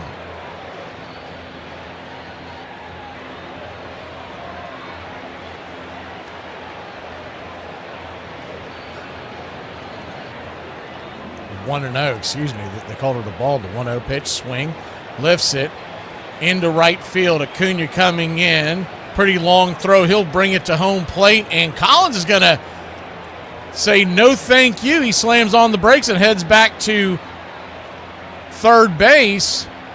Collins with really good speed. That just tells you what kind of arm and what kind of respect Acuna gets. He got a pretty good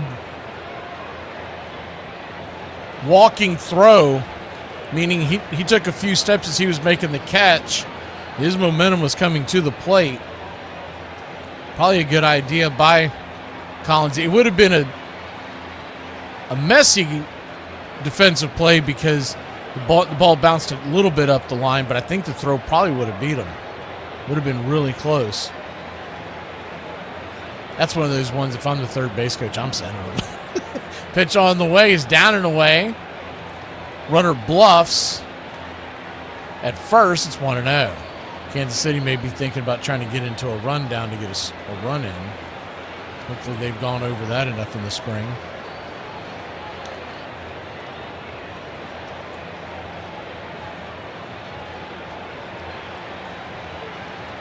The 1-0 pitch.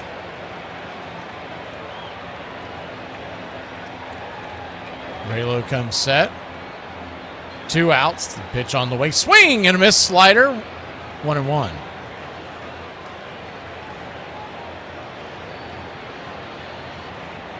Good to see Deb up. Hey, there's the GOAT. Good to see you, buddy. JC back into Club. The GOAT back into Club. The 1-1 pitch. Swing and a miss, strike 2. Big strike there. Now you just got to get one more strike. There's 2 outs. The infield is back and to the left. Huge hole on the right side. So you got to think he's either going to try to jam him inside or he's going to try to put the soft stuff on the edge. The 1-2. Runner goes, and he'll have that base stolen with ease. Good jump there. He shot off like a cannon.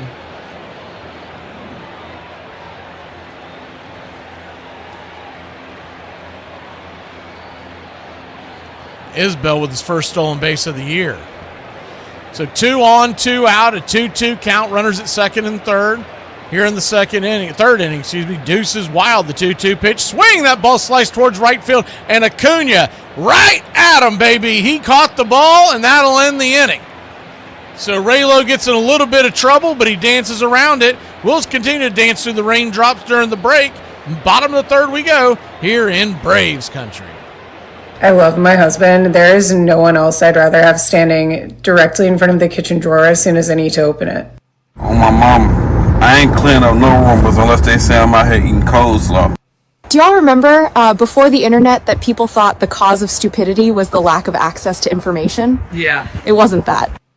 Don't you ever in your life send me no voicemail. Are you crazy, man? I didn't answer the phone for a reason. I don't need to hear your thoughts, brother. There's a reason the phone didn't get picked up. I'm not busy. My phone ain't died. I just didn't want to talk. And you got the nerve to talk anyway? When I ain't even there, bro. That's disrespected, like breaking into my home. You breaking into my thoughts, bro. You intruding yourself in my mind when I didn't want you to be there in the first place. That's why I didn't answer the phone. Are you crazy, man? And how many, you gonna leave 2 voicemails, bro? Where? You blocked. We can't even be friends no more because you just overstepping my boundary. Don't be on my phone like that. It's so funny to me when people from back east will post and be like, and why don't they let us into Antarctica anyways? Baby, I don't think you should care. You ain't left the state of North Carolina since you came out the womb. You're not going to Antarctica. Why do you care? But in the end, this statue isn't just for Pats fans. It'll also give all the Jets fans something to throw their beers at as they leave the stadium every year. Probably in the second quarter.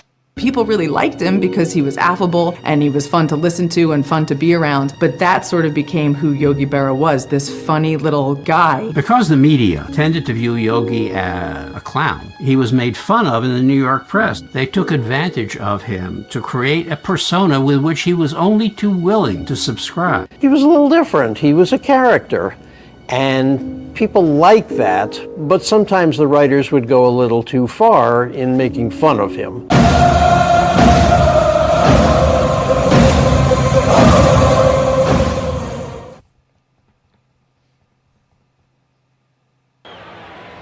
Welcome back.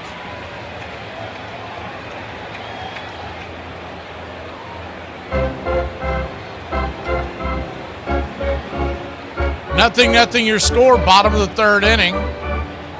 First pitch on the way. Michael Harris, the second, is right there at the knees. It's 0-1. You're just joining us and may have missed the action earlier. The Braves are out of challenges. Is the 0-1. High and out of the zone. 1-1. Out of ABS challenges, I should say. I was thinking about this today, but they're going to have to start putting on the screen some kind of indication on how many challenges a team has left. Is the 1-1 right there at the knees. 1 and 2. If you really had your act together, you would put the actual challenging of the plate and the ABS on your screen somewhere. I don't know where you would fit it, but I just feel like it's coming. The 1-2, swing and a miss, and strike three. Ball gets away a little bit from Perez, but he'll flip it to first, and that's a 2-3 put out on the strikeout, 1 away.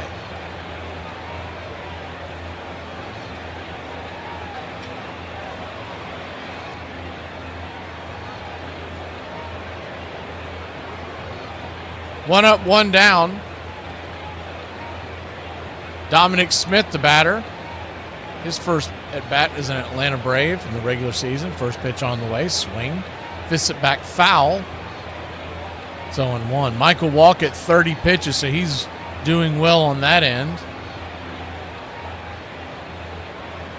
And he's at 4 strikeouts already. So a good start for the old Fozzie. The 0-1 pitch.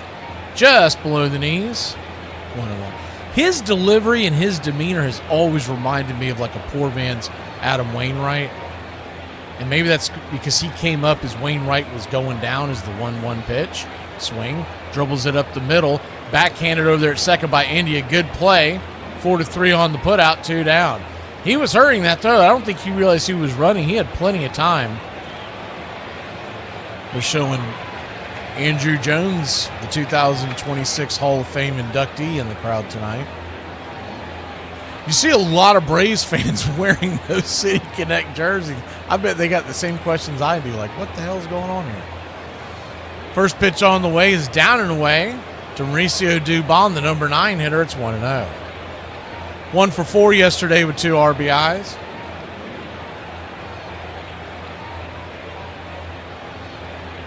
The 1-0. Pitch down and away, ball 2, 2-0. 2-0 count. 0-0 your score. The pitch. Sliced it foul towards the first base dugout of your Atlanta Braves.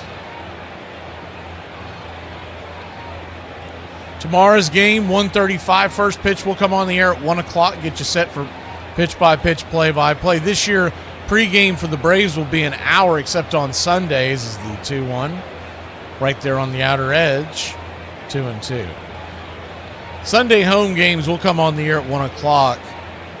Now, when it's a road game and it's a later start like the one on Easter, as the 2-2 pitch slices it foul into the right field stands. We'll do it again, 2-2. That'll be an hour first pitch at 3:10. I think that game is 4:10 on Easter Sunday against Arizona. The 2-2, swing, pops it up. And that's going to be a lazy fly ball into the glove of Vinny P over in foul territory, F3 in your scorecard. The Braves go down quietly again. No hits for the Braves. As we go through the third inning, we'll be back in a flash here on the BCR.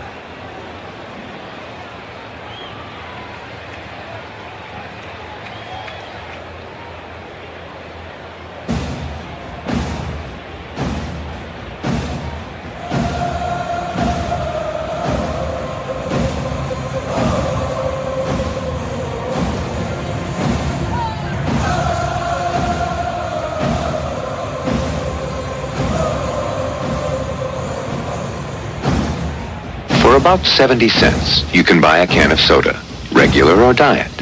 For about 70 cents, you can also buy a cup of coffee. For about 70 cents, you can buy a pack of gum, plain or sugarless. For 10 cents a day, you can buy the Country Club for Braves Country Radio.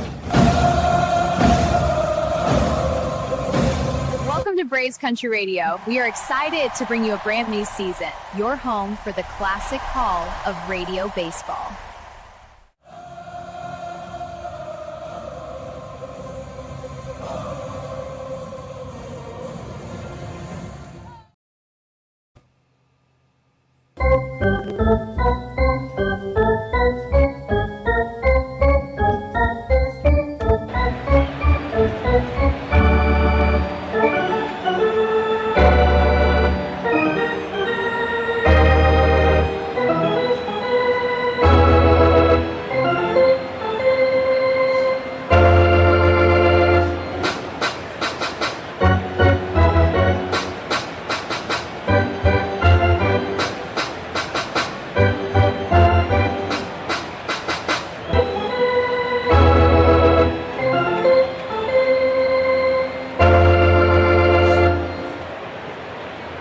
Welcome back.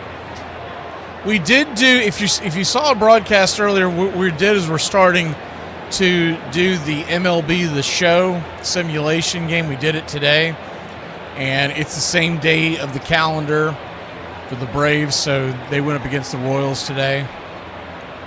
And I think we ended up losing 5-4. But at the 8th inning, we lost the feed. The PlayStation crashed, and we started it back up a few minutes later, but if you lost it, that's what happened. But we're going to start doing those on the regular. I don't know if we'll get them done on Sundays because I figure people in church, they're not watching them that early, but on normal days. First pitch on the way, swung on and popped up to start off the top of the 4th. And that's going to be an easy F5 in your scorecard is Austin Riley, staying in foul territory, retires Vinny Pascantino, 1 pitch, 1 out, bringing Salvador Perez to the plate. Just something that I remember Tree asking about it last year and a couple of other people, and I figured out how to do it this year, put it on our channel. Is the pitch on the way, is a slider down and away. It's 1-0.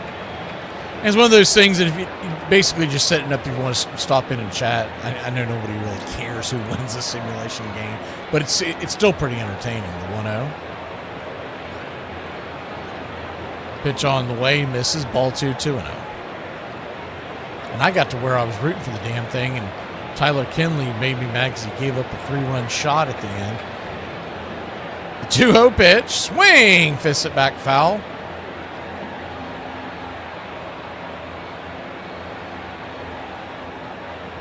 But it gives you an idea of what the team that the Braves are going to see that night are going to be on. Now, as far as actual doubleheaders, I believe they said Bahama was asking about that, is the 2-1 down and away, 3-1. Remember, you can always look at our posts. The posts are going to be the real broadcast. I'm not going to put the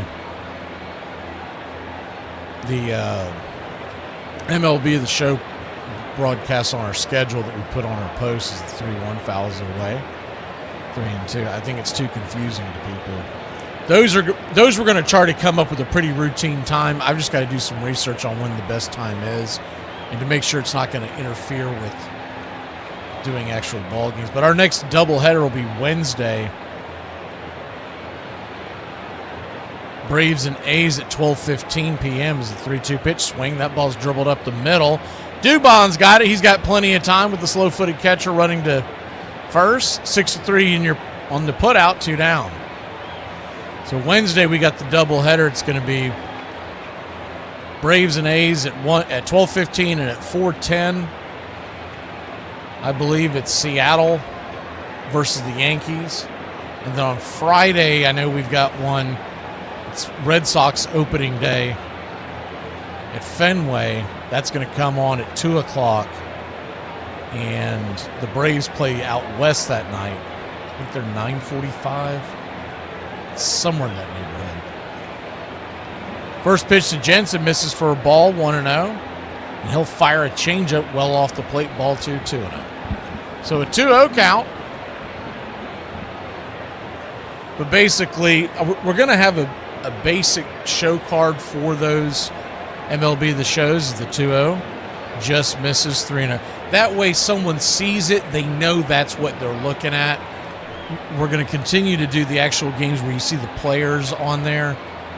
The 3-0, down below the knees, ball 4. So a 4-pitch walk to Carter Jensen, and he'll head on down to first. It makes sense if you're looking at the cards right now, the show cards on the channel. This type of card is always going to be the game, where it says 3D. The other one, where it's just got the logos, and it will say MLB The Show on it, is the first pitch is right there on the inner cut for a strike to Jonathan Indy. It's 0-1. Those will be just the simulation. PS, it's a PlayStation 5 game is what it is if you're not familiar with it. The 0-1 count, swing, chops it, back towards the mound. Let's stay fair at will, and Raylo's got it, underhands at first, and we get through the inning. We go to the bottom of the 4th. Cruising here in a scoreless tie. Ronald Acuna Jr. leads us off when we return. The planets are about to have their own pride parade. I don't know who approved this. I didn't vote for this. I don't support this. And I will be protesting outside. A rare planetary parade will grace the night sky. I don't like the use of the word grace here. They will disgrace the night sky. 7 planets will align along the eclipse, forming a silent process over Earth. Mercury, Aphrodite, Jupiter, Saturn, Sky, Neptune, each shines in quiet harmony like cosmic notes in a universal accord. Who the hell are Aphrodite and Sky? Just look up and see the solar system in motion. I might have to start a petition. I don't want these planets parading down my block. Take your flag somewhere else. By the time Jackie Robinson arrives in 1947, Red is already an institution. You could walk down the street in Brooklyn without a radio, and you could follow the game. That's the hold that Red Barber had on the baseball populace of Brooklyn. Now along comes Jackie Robinson, and Red's assignment here becomes somewhat different. I was born in Columbus, Mississippi. I grew up in Sanford, Florida. I went to a segregated university, University of Florida. This was something I never even dreamed of, and it was a shock to me. I think it is only honest to say so. But then I began to realize certain things, and suddenly I realized that I was a reporter. I was not Mr. Rickey. I was not Manager DeRocha. I was not any of the ball players. All I would have to do when the black man came to the White Dodgers was simply report what he did on the field. Now the big brunette right-hander sends Partley on the mound, takes the sign, Robinson out of plate, now Jack is in. Rashi pumps once, pumps again, deals, fastball swung on, lined over third in the left field corner for a base hit. Robinson's around first base, he's on his way for second. Here comes the throw from Lindell, and Robinson comes in standing for a line double in the left field corner.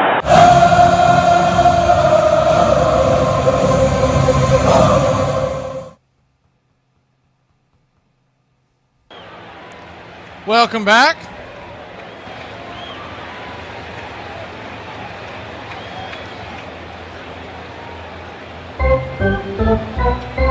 Michael Walker, 38 pitches into the night.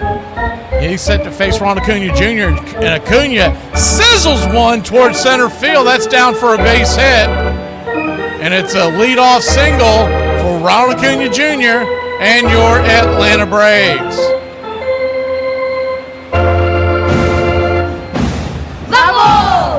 Bravo.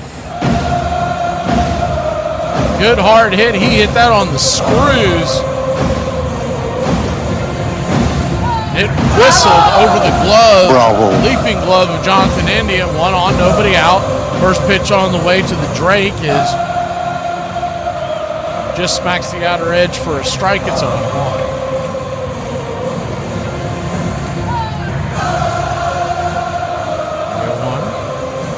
And outside the zone,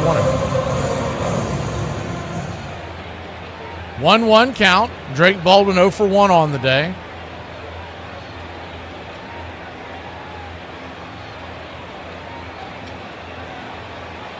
Swing, changeup, listed into the seats over the third base dugout. It's 1-2.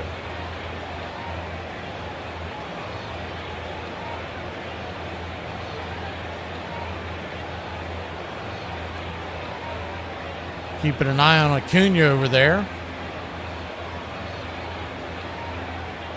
As the 1-2 pitch, swing, hit hard on the ground over to short. It'll be Garcia, the third baseman, stepping into the way. He'll step on the pillow, fire it to first, and it is a rare 5-3 put out from second base on a double play. Garcia, very athletic third baseman. They had him cheating over there on the left side. That's really where Baldwin's going to have to start just hitting the ball the other way when they're cheating that far over on him. And when he came up last year, he was doing that a lot, and he's kind of gotten away from it. But I mean, if he just literally just makes contact with the ball and dribbles it down that third base line, Acuña's going to run for days. Acuña put his hands up, messing with his cousin, Michael Garcia, which would be an automatic out anyways. And that's what the delay is. Garcia's laughing about it. I don't know why there's a big conversation. You know what Acuña did. He was joking around about it. That's his cousin, and maybe maybe not everybody's familiar. Did they throw him out is what I'm wondering.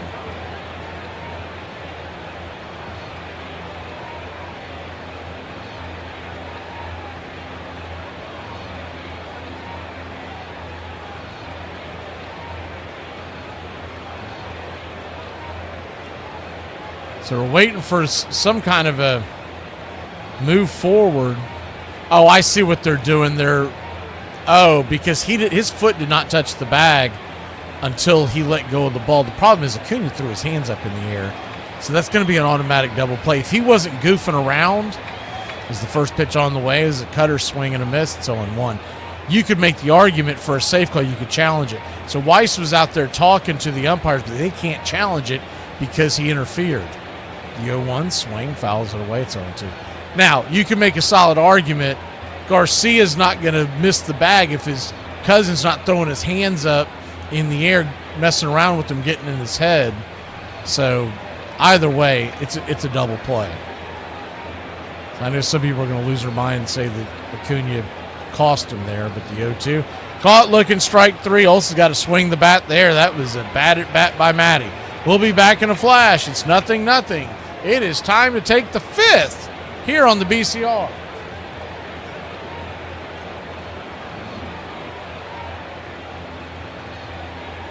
War's over, man. Drop the big one. Well, since when are you the quitting kind? What? Over? Did you say over? Nothing is over until we decide it is. And it ain't over now. Who's with me? Let's go! I don't have to tell you things are bad. It's depression. Everybody's scared. Punks are running wild in the street. The air is unfit to breathe, and our food is unfit to eat. We sit watching our TVs as if that's the way it's supposed to be. We know things are bad, worse than bad. I want you to get mad. Will you fight? No! We will run! And we will live! Shame on you. This could be the greatest night of our lives. But you're gonna let it be the worst. In this lifetime, you don't have to prove nothing to nobody except yourself. And after what you've gone through, if you haven't done that by now, it ain't gonna never happen. Wretched slugs. Don't any of you have the guts to play for blood? I'm your huckleberry. I'll put you out of your misery. Say wham. You've got to say, damn it, my life has value. And I'm gonna stay right here and fight for this lost cause. Intruder. Yes, you're an intruder. I was having a perfectly nice trip until you walked into my life. Hey! I'm just lying around. I want you to get up now. I want all of you to get up out of your chairs. I want you to get up right now and go to the window, open it, and stick your head out and yell, I'm as mad as hell, and I'm not gonna take this anymore! Right. Psychotic, but absolutely right. We gotta take these bastards. Are they yelling in Atlanta? Are they yelling in Atlanta? I'm as mad as hell! They're yelling in Atlanta? Son of a... We struck the mother load! I'm mad as hell! I'm mad as hell! I'm not gonna take it anymore! And this crowd's back into it now. I didn't think you had it in you. You look like somebody just walked over your grave. Play for blood, remember? Like I missed something. Yeah, we're all officially kicked out of school. That makes sense. Welcome back.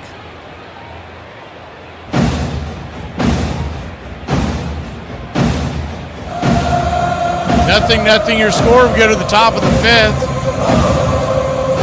But technically that one we played is, I put it in the chat, but technically that one we just played is the first pitch from Lopez to Cags right there for a strike. It's 0-1. Righty-lefty matchup. The 0-1 in the dirt. Bounces a slider. It's a 1-1. Technically, we're going to be playing that when we're trailing. The other one is when we're tied or winning in the 5th. But we hadn't played it yet, so I want y'all to be able to see all of them. A lot of new bells and whistles to the 2026 season. The 1-1 count. Swing, rips it towards right field, and that ball's going to drop on a one-hopper, make it 2 in front of Ronald Acuna Jr., and it's a leadoff single for Jack Caglione and his Kansas City Royals.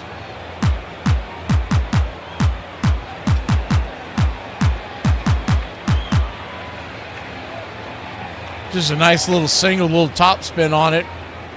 Couldn't quite get to Acuna, so he had to watch it bounce. And 1 on and nobody out. The first pitch to Isaac Collins is fouled straight back. On the fastball, it's 0-1.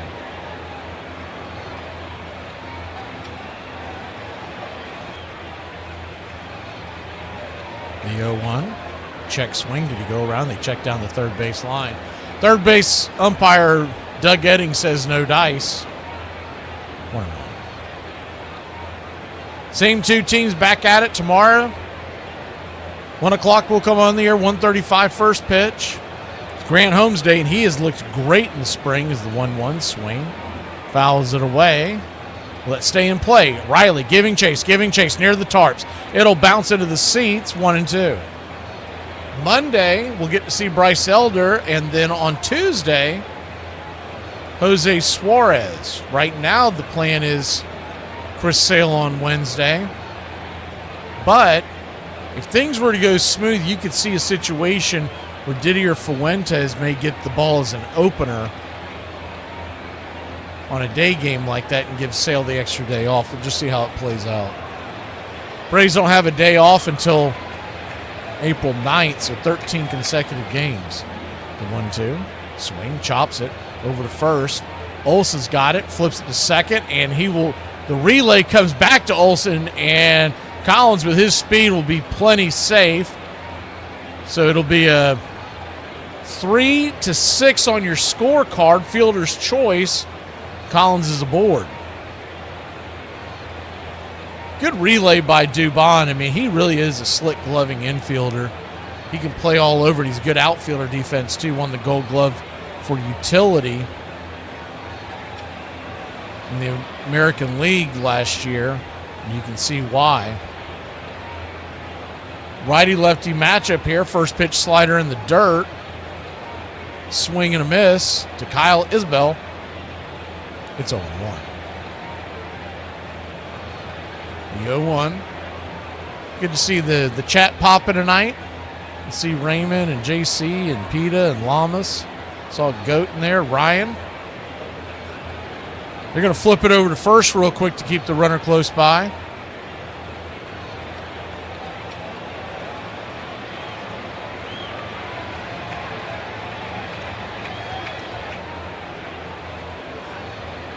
The 0-1. Fastball, high and out of the zone, 1-1. 1-1 count.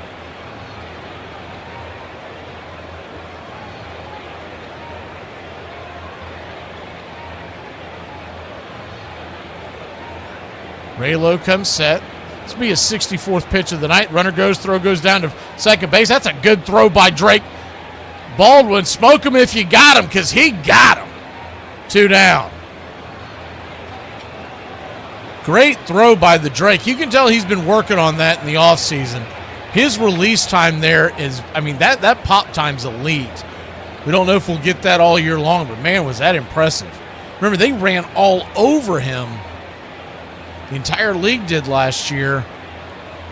Looking at that replay, though, Collins got a terrible jump. I don't know what he was doing. The 2-1 count in the dirt. 3-1. He's got such great speed, but that was an awful jump. he was starting to turn to head to second when Raylo had already kicked his leg up. 3-1 pitch, swing, pops it up. High in the sky. Should be an easy play. Michael Harris the second. He'll make the catch, and that'll end the inning. So the Braves blank him again. We'll go to the bottom of the fifth in a fast-moving game number 2 of the 2026 Braves Country season. They say go to a place where your exes can't go. I chose the high-limit slots. They're broke! All of my exes are broke. If you take too long to tell me a story, I'm done. I'm done. My ADHD won't allow it. I've already figured it out what you were going to say 2 minutes ago. Every scenario, I've covered all bases. You don't even have to finish the story now. I've already moved on to something else. I'm thinking about what I got to do tomorrow. For Pete's sake, where does that saying come from? That's been around early 1900s, I guess, about 1908. And it's just another way of politely blaspheming. Instead of saying for Christ's sake, they use the term for St. Peter, St. Pete's sake instead. That's basically where it comes from. You're a bus driver. You have 40 passengers with you. 20 of them are wearing a green shirt. 20 of them are wearing a red shirt. What color is the bus driver's shirt? Well, I don't know. Red Barber told everybody he had it going while it was going on, avoiding what he called superstitions. I'm not a purveyor of superstitions. He told people, again, reporting there was a no-hitter intact. And then one of the most famous defensive plays in World Series history, the great catch by Al Gianfrido to rob Joe DiMaggio of extra bases. 2 men out, last of the ninth. The pitch swung on. There's a drive hit out toward the right field corner. Hendrick is going back. He can't get it. It's off the wall for a base hit. Here comes the tying run, and here comes the winning run. Friends, they're killing Lavaggetto, his own teammates. They are beaten him to pieces, and it's taken a police escort to get Lavaggetto away from the Dodgers. What's up, Braves country? Looking forward to a great Atlanta Braves season. See y'all at the ballpark. Love y'all.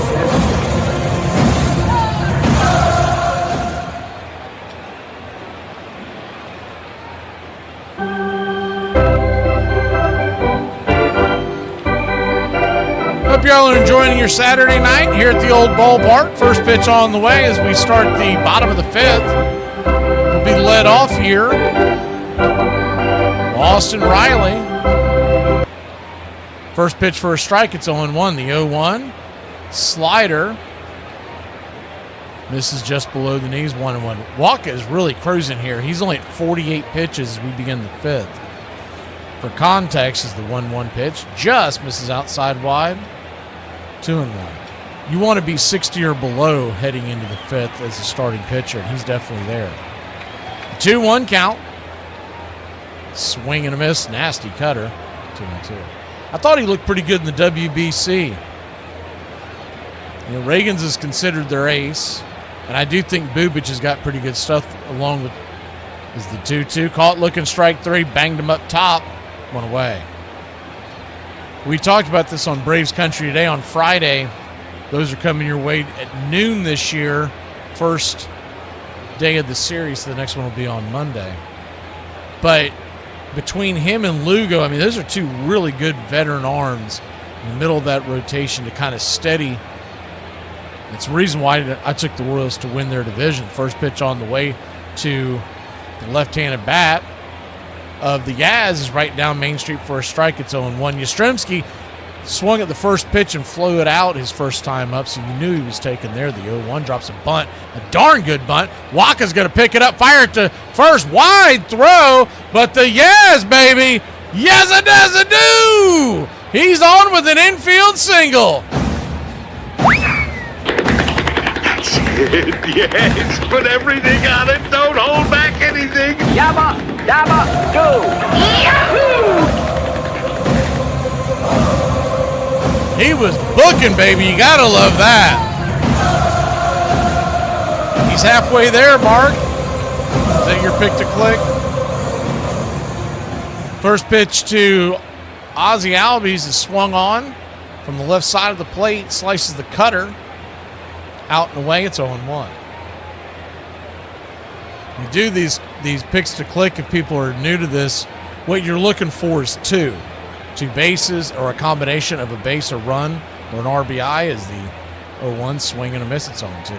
Only thing that doesn't count would be a walk, but I'm willing to concede if a guy walks 3 times, that's a click. The 0-2 count. Kicks and fires, high and out of the zone. 1-2. We've talked about the idea that realistically a walk should count as a half, right? So if you walk 2 times and you get a base hit, that should probably be considered a click. The 1-2, high and out of the zone, cutter misses, and it's 2-2. So a 2-2 count.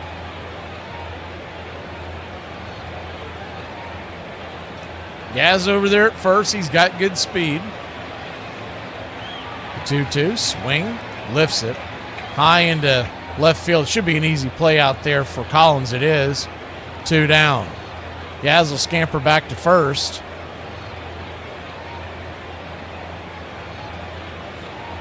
It'll be Seth Lugo versus Grant Holmes tomorrow. That should be a pretty good pitching matchup itself.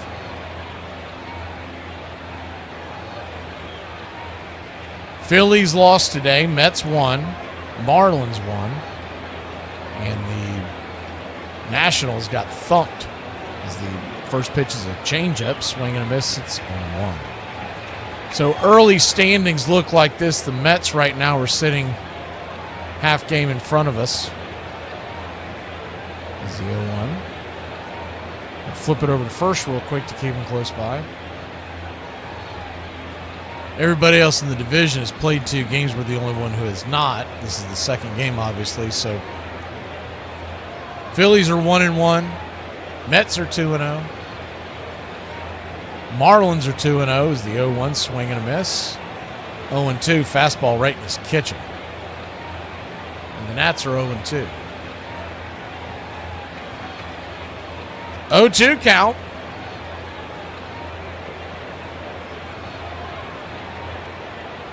Brings it. Ball goes into the dirt. Bounces away, but a good block by Sal Perez.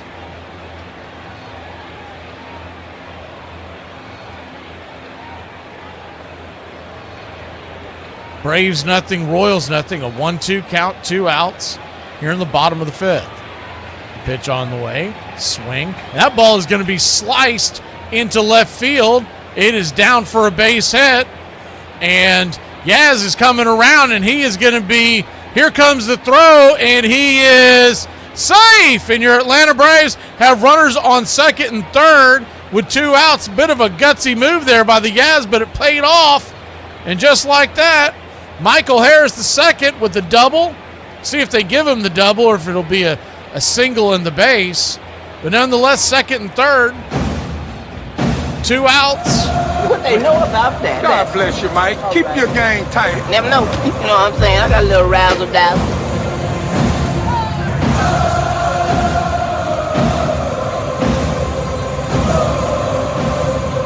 First pitch on the way to Dominic Smith is swung on and chopped foul. It's 0-1.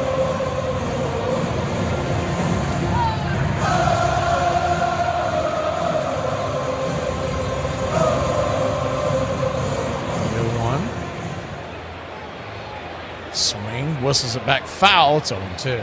Just looking for any kind of a base hit here by Dominic Smith with the speed we have on the base paths. Be a 2-0 lead.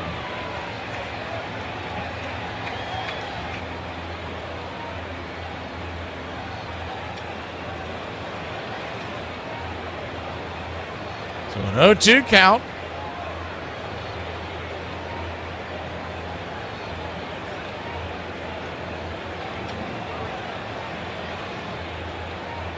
Comes set.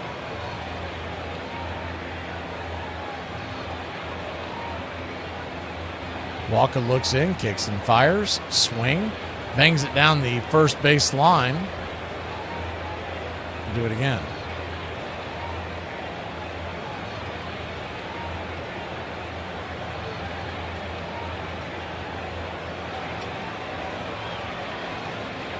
He had to get a new bat. Looked like that one might have splintered in half. So an 0-2 count.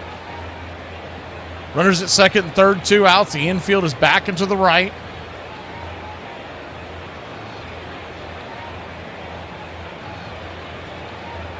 They're playing Smith to pull everywhere. The pitch.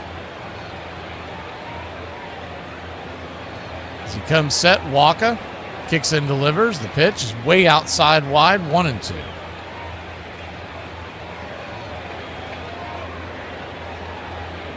One-two count. Wild pitch, error, anything would give us the lead. Here's the pitch, swing, slaps it towards left, but that ball is going to be lifted and foul. A little bang up against the screens down there.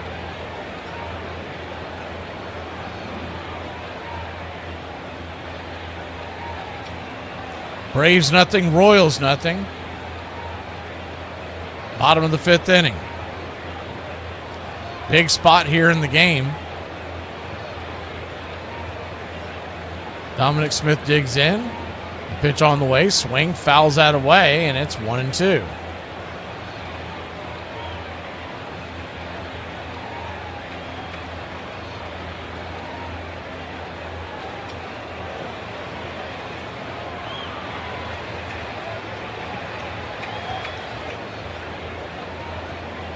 One-two count.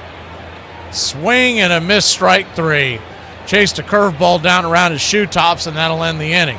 Braves get a couple on, but Dominic Smith comes up snake eyes. We'll be back in a flash here on Braves Country Radio. Top of the order, due up for the Royals. What is the origin of the term stone, as in for weights, weighing a person? Well, that comes from ancient times. It's when people used to use stones, literal stones, on scales to weigh stuff. Your Appalachian roots aren't American. They're Highland, and it wasn't written down anywhere. In the 1700s, tens of thousands of Scots crossed the Atlantic, not to cities, but to the mountains. They didn't mix much. They didn't move on. They stayed. Cut off by terrain, poverty, and distrust of authority, Appalachian communities became genetic time capsules. That's why Appalachian surnames, accents, music, and even family codes line up almost perfectly with the Scottish Highlands. These weren't new Americans. Modern DNA studies show Appalachian families carrying markers that barely exist in modern Scotland anymore, meaning the version of Scotland they came from survived better in the mountains of America than it did back home. So if you're from Appalachia, you didn't lose your roots, you preserved them. Joe leans in. Outfield deep, round toward left, the infield overshifted. Here's the pitch. Swung on, belted. It's a long one. Deep into left center. Back for Gianfrido. Back. He makes a one-handed catch against the bullpen. Now let's go back to the 1949 World Series. Game 1, Don Newcomb on the mound for the Dodgers at Yankee Stadium. Bottom of the 9th in a scoreless game. Tommy Henrich at the plate, and once again, Red Barber at the mic. Newcomb on the mound. The outfield deep toward right. Henrich 0 for 3. Left-hand batter. Newcomb looking into the dirt. He has rather odd idiosyncrasy on the mound, and his pumping, we'll tell you about in a second. 2-0 pitch is swung on, drilled out toward right field, going way back. Got the ball game, a home run for Tommy Henrich. There's Henrich now between first and second. Bill Dickey, the first base coach, almost jumps on his back and then realized that's a tender bag and he better not. Henrich's coming in at third. He is trotting his home run home. Look at him grin. Pull up a chair and grab a cold. Your home for the Classic Hall Radio Baseball.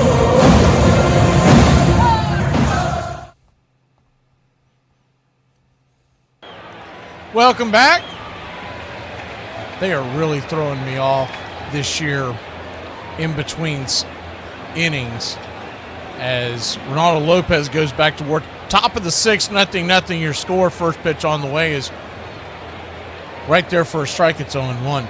But they're running these random ads that they're like highlights from ball games. But you look up as the 0-1 pitch, swing, chops it deep into the hole. Mauricio Dubon fires it over to first. My God, what a play! That was an acrobat if I've ever seen one. Mauricio Dubon backhands the ball, jumps up, pirouettes, fires an absolute seed to first base to start the inning for your Atlanta Braves. Holy cow. Not only, I mean, think of Derek Jeter-esque back in his heyday as the first pitch on the way. It's fouled straight back for a strike at 0-1. But the ball never hit the ground. Typically, when you see a guy having to make that kind of throw, first of all, you don't even think he's going to get Michael Garcia because he's got good speed heading down the line, but you dang sure don't think the ball's going to make it all the way there without bouncing once. The 0-1 right there for a strike at 0-2. My word, we knew he was a Gold Glover. People have raved about him everywhere he's gone as far as his ability to play the field. You see stuff like that, and you're like, man, why in the world would Houston ever trade this guy? 1-2 count. Swing, fouls it away. And it was a 1-for-1. And look, I get the idea of why Houston did it, because they got Nick Allen from us, and he is literally a bench guy for them. He's an emergency bench guy. He can play the field. And Dubon's got a much better bat. Plus, Dubon is going to be a free agent at the end of the year. The 1-2, swing and a miss. Strike 3, 2 down. Good hard fastball from Ronaldo Lopez. Just 73 pitches in. I mean, you might see him go out for the 7th inning. I don't think it'll happen this early in the year, but it could very well. He is 2024 Ronaldo Lopez tonight. Righty-lefty matchup. First pitch on the way to Vinny Pasquantino. Got to be careful here. It's 1-0. But they've got to... I've been thinking about this all spring, and the more and more I see Dubon, he's going to be a free agent at the end of the year. Is the 1-0. Right there, P at the knees. 1-1. They need to lock this kid up, and I mean now. Get him on a 3-4 year deal. 1-1. Swing. That ball's lifted into right field. Acuna giving chase. The ball is going to be caught by Ronald Acuna Jr. as he catches it into the gap. Acuna goes shopping in the gap with his glove. We'll go to the bottom of the 6th here in Braves country. Nifty defense all over the place. What were Stephen Hawking's last words? I don't know who needs to hear this, but that butter knife is not a screwdriver. He never asked to be no screwdriver, okay? That's why he bent up in that drawer, okay? He like cauliflower, he only wants to be a butter knife. He only ever dreamed of cutting butter. Y'all the ones that's making him build furniture in your house. Cauliflower never asked y'all to be no chicken wing. He just wanted to be in the field with broccoli. Y'all is the problem. Stogies. Why do we call cigars stogies? Well, it's mostly called stogies in America, if anywhere, because that's where it comes from. During the times of the Wild West, or a little bit later, guys used to drive wagons, big heavy-duty tarps on the back of them, and they used to be called Conestoga wagons. And the drivers used to smoke, it was noted that the drivers used to smoke a long, thin cigar-type cigarette thing, and they were associated with the drivers of the wagons, Conestoga wagons, and eventually Conestoga wagons got the nickname Stogies, and that's what it was related to. Mo Berg shared a suite with Babe. Babe was in the bedroom with, what shall I call it, multiple feminine companionship. And the phone rang, and Mo thought it was for Babe. He didn't pick it up, but Babe came in some déshabillé with his pants down and said, "You're Babe Ruth. He's Father Flanagan. Tell him you'll be right down." Oh, "Hello, Father. This is Babe. I'll be right down." Later he said to Babe, "Why couldn't you have said that?" And Babe said, "Me, with what I was doing, talk to a priest? Never." Oh, my mama. Some of you don't even know the 3 branches of the government. Get the f*** on.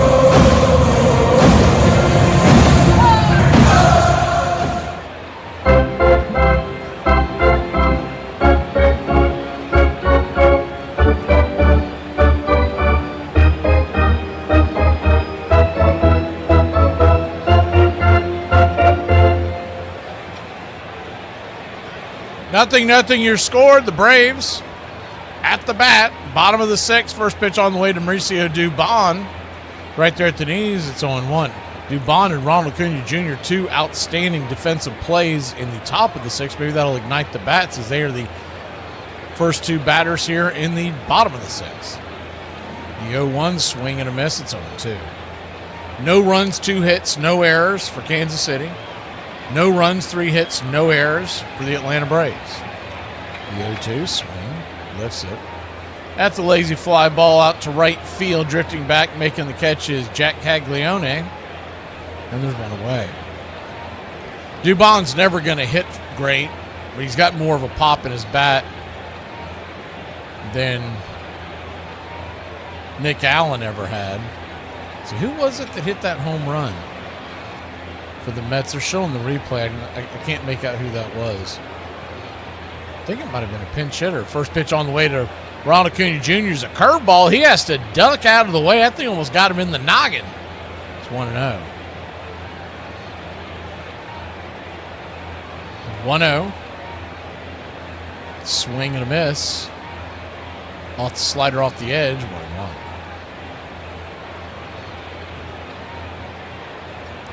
1-1 count.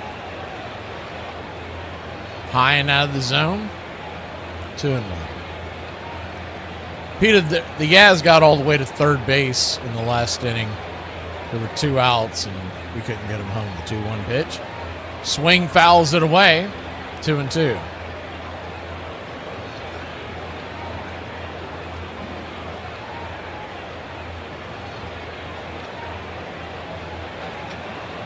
The 2-2 pitch inside.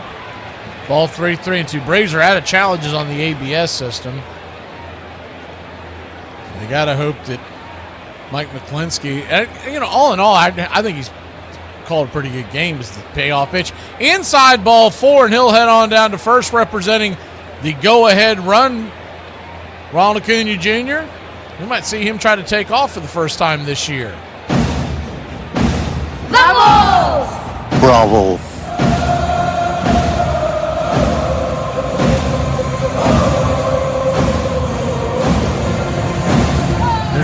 Ads Bravo. for the NASCAR event tomorrow. I guess Fox is probably carrying. I've just got a random question because I don't follow NASCAR. I've been following it well over 10 years. For any of you NASCAR fans out there, it has a big says Barber. This is Alabama. Is Barber the name of the city in Alabama that it's in, or is that some kind of a sponsor? Because I only ever remember them being in Talladega. I didn't know if that had changed. Drake Baldwin coming to the plate. And I would Google it, but I'm just not that interested in it. So it's one of those things where it's like either one of y'all will know or I'll never know. The pitch on the way is outside wide for a ball. It's 1-1. Or 1-0, excuse me. Runner at first. 1 out, Acuna, after the quick mound visit. Got an okay lead over there. There's the 1-0 pitch swing. And that ball is going to get hit straight to second base. It's going to be a 4-6-3 inning-ending double play. And that'll end the inning. So just like that, Drake kills the rally with the double play. We'll be back in a flash. We go to the 7th inning. 0-0 in Atlanta. God, y'all, it's so beautiful out here, man. Nature, man. Nature will bite the shit out of you, but it's pretty to look at. I ain't going camping or nothing, but hey, I'm gonna stand out here for a little bit. She's a 10, but she has pronouns in her Instagram bio. 0. Why is 0? She's, to be honest with you, she's on that super duper, like, brainwash type stuff. If you don't know that you're a girl, you gotta put that she, her there. Y'all don't know, like, you sure you a she, her? If you gotta put the pronouns, it's giving me red flag. What if the pronouns are they, them? Now you want some weird Man, on my mama, your own people won't even like your post. But tell Janet Jackson happy birthday. I do think I'm smarter than some people because I know all 7 continents and 5 oceans. I know the difference between longitude and latitude and the difference between an island and a peninsula. I know Japan and Greece are archipelagos. And I know India, Pakistan, and Bangladesh are in Asia. Egypt is in Africa. And Mexico is in North America. Everything I mentioned is taught in elementary or middle school. Nothing is higher education information. The administration must pay for the sins of no child left behind, because the children that should have been left behind are multiplying. When my grandparents had just met, he used to write my grandmother old-fashioned love letters, and they're very sappy and very sweet, and the best way to illustrate is to just read one. Dearest darling, received your letter and was very happy to have received it. Glad to hear everything with you is fine. As for me, I am just fine, and I hope I stay that way. Darling, I love you very, very much. I will always love you as long as I live. There will never be another girl but you. I love you, darling, more than ever. I mean that. I love you, I love you, I love you, I love you, always and always. I went 3 for 4 today. If y'all were a parent in the pickup line at 1:20 to get your kid when they don't get out till 3 o'clock, what do y'all do for a living? Are y'all hiring?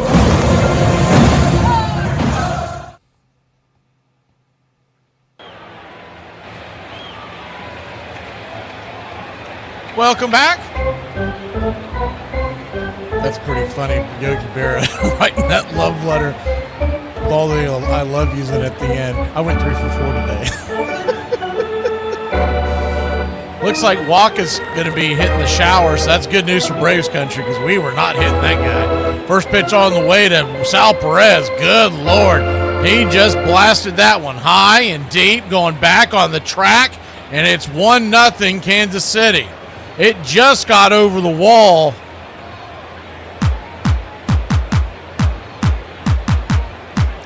Solo shot for Sal Perez. 77th pitch of the night. 390 feet over the wall. Yaz tried to make the leap at the end, just past his outstretched glove. He hung a slider down, and he did not miss it. So 1-0 KC. See how close he got. Man, he was really close.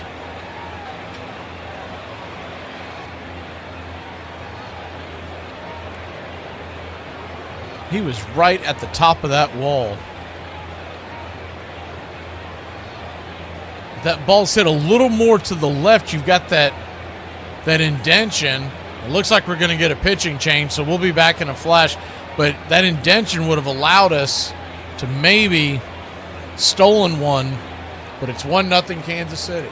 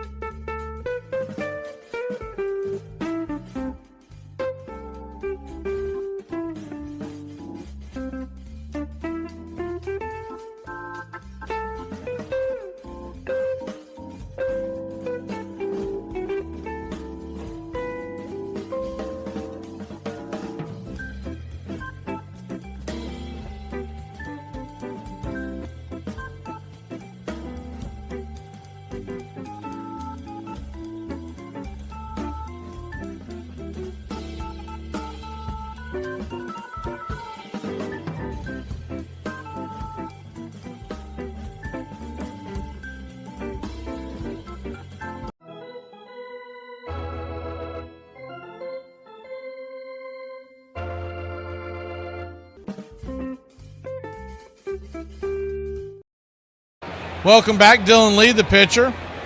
First pitch is fouled away. It's 0-1. They had a bumpy entrance. That was really weird the way they did that. Dylan Lee set to face Carter Jensen, then India and Caglione is the 0-1 pitch. Swing and a miss. Slider.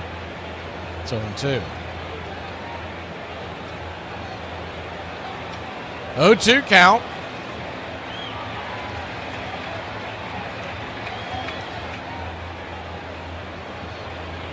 One to nothing your score. Kansas City just took a 1-run lead on a solo shot by Sal Perez. The 0-2. Just misses slider 1-2. Lee came in last night and threw 9 pitches, 7 for strikes, 1 clean inning.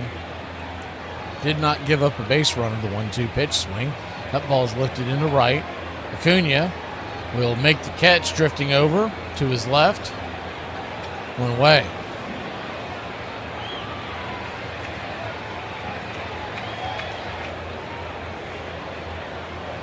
Still a long way to go here. You know that home run had to silence the crowd a little bit.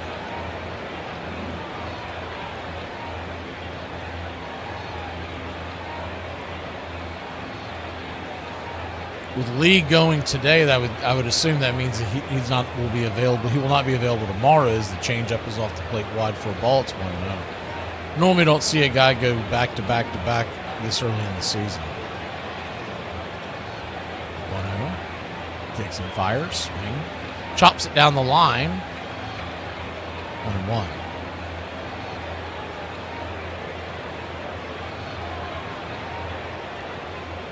So go ahead and prepare yourself tomorrow. If it's a left-handed situation and Aaron Bummer comes in, people are going to be like, why is he in the game? The 1-1 fouls it away. It's 1-2.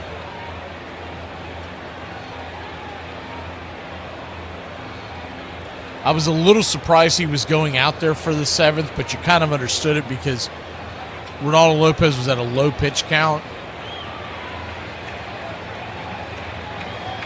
But if the overall plan was just to get past that one batter, then I don't really like it. The 1-2 down and in. 2-2. If the overall plan was to let him pitch until he got in trouble, then okay, I'm fine with it. 2-2 count. Because this early in the season is the 2-2. Swing and a miss, strike 3. Pulled the string on that slider, 2 down. This early in the season, when a starter gets up, what they call the up downs, he gets up down for the 7th time, that alone can wind him. And you just wonder if that's why he hung that slider.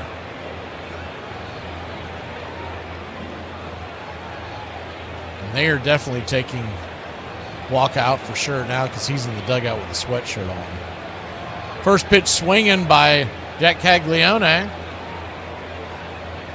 Bangs it foul for a strike. It's 0-1. Caglione.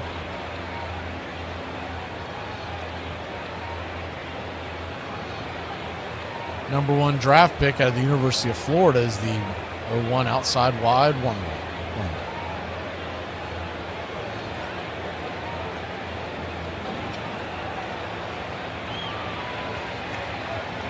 1-1 count. Swing, rips it into right field. That's down for a base hit. And that's going to be a long... Nope, he's going to go for 2. Thought he was going to stay at first. Caglione pulling the wheels, and it's a 2-out double for the Kansas City Royals. Hard hit ball. Acuna had to race over there, keep it from going up against the wall. Matt Olson leaping attempt almost came down with that one. And Acuna showing off some wheels getting to that ball.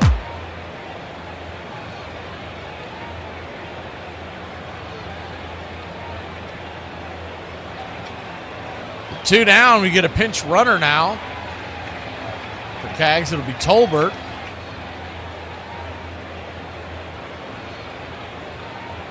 First pitch is high and inside. 4-seam fastball, it's 1-0. Tyler Tolbert.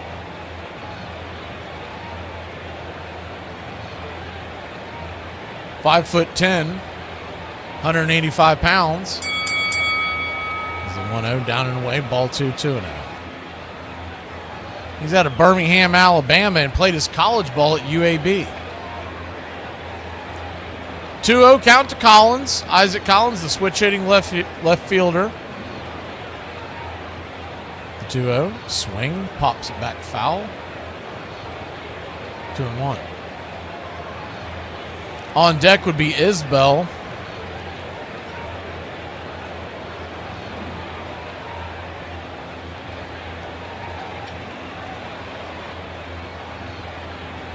The 2-1.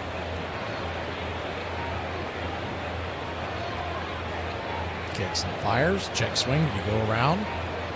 He did not. 3-1.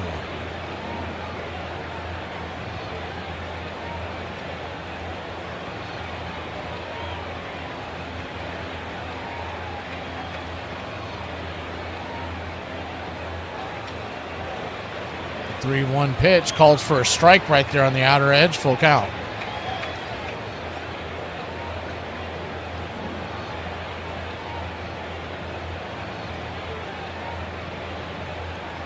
The 3-2.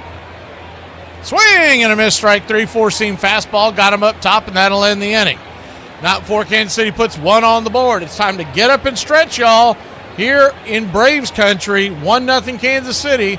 Time for a rout.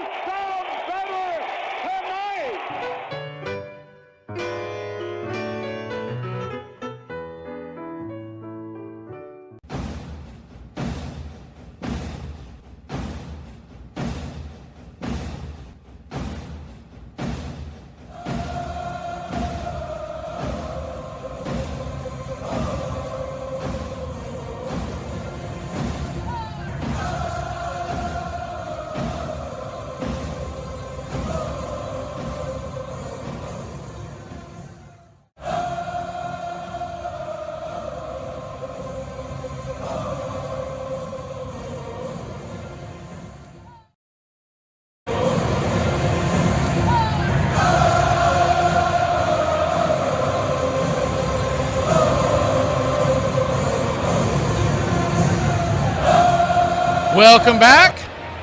Matt Olson going up against Matt Strom. Takes the first pitch, lefty-lefty matchup. Right there for a strike. It's 0-1.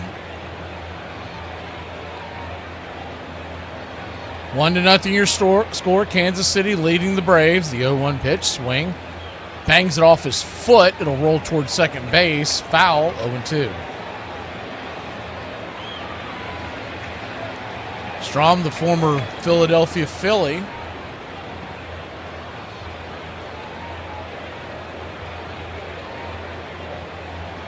See that? Oh, man, right on the top of the foot. That is going to smart.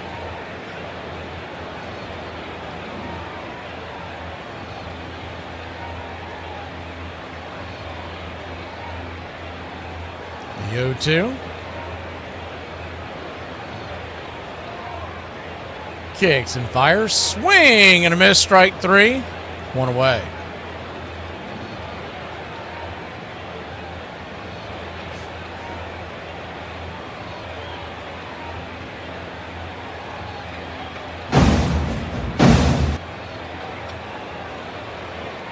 One up, one down.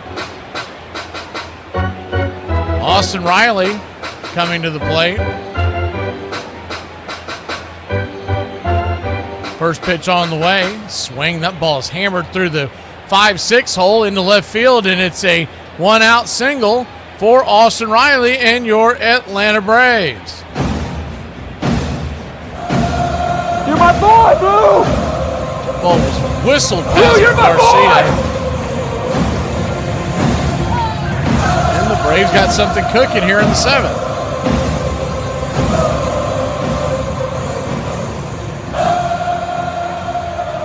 Mike Yastrzemski is going to stay in. I thought they may hit for him, but they'll leave him in. First pitch swinging Four-seam fastball, swing and a miss. It's 0-1. You may want to hold off on that until a little deeper in the game. On your bench, you've got Kyle Farmer, Mateo, Eli White, and Jonah Heim. All can hit from the right side. Heim is a switch hitter. He's the only one that can hit from the left. Is the sinker is right there for a strike. It's 0-2. So 0-2 count. 1-0 your score.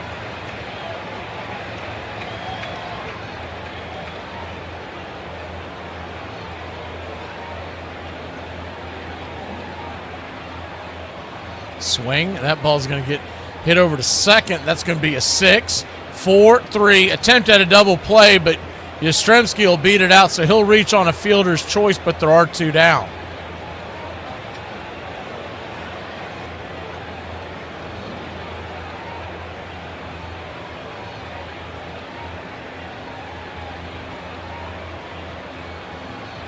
Good to see at least it's a more athletic team here with the Braves this year. There in years past, Ozuna's out and we're heading to the 8th. But Ozzie Albies, and remember, he cranked his home run last night from the right side. He'll flip to the right side with the left-hander Strom on the mound as Ozzie's getting a bit of a standing ovation. Lefty-righty matchup.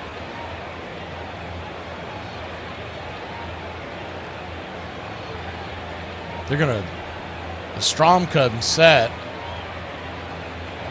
He's going to flip it over to first real quick.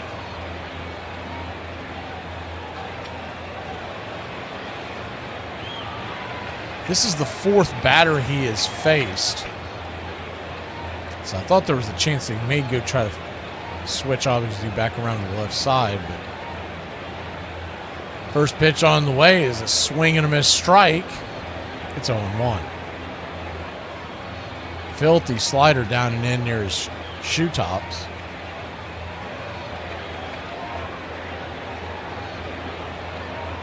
The 0-1.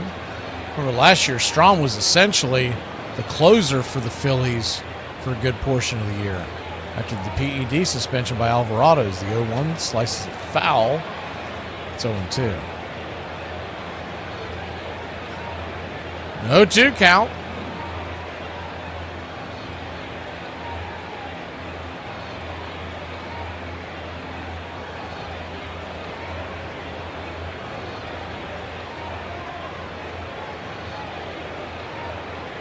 Two outs, 2 strikes on Ozzie. He represents the go-ahead run. The 0-2 pitch. Runner goes. Pitch, swing, bangs it down the third base line. Foul.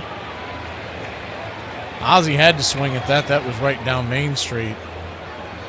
I'll tell you what, the Yaz had a huge jump.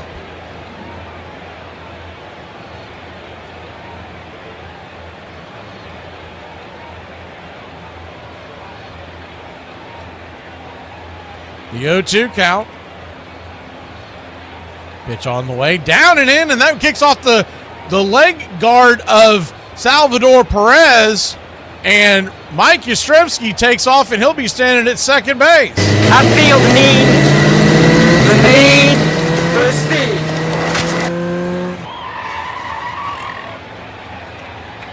That ball was in the dirt and shot off his leg.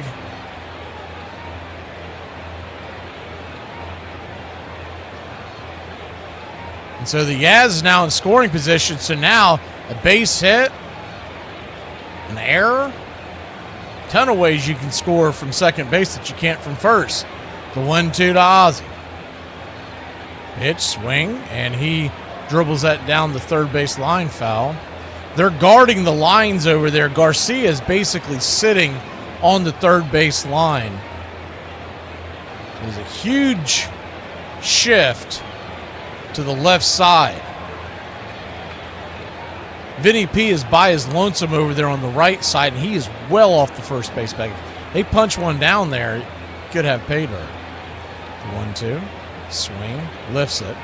And that'll be a lazy fly ball to center field, and that'll end the inning. Braves get one in scoring position, but can't get him in. We'll be back in a flash. It's the 8th inning here on Braves Country Radio.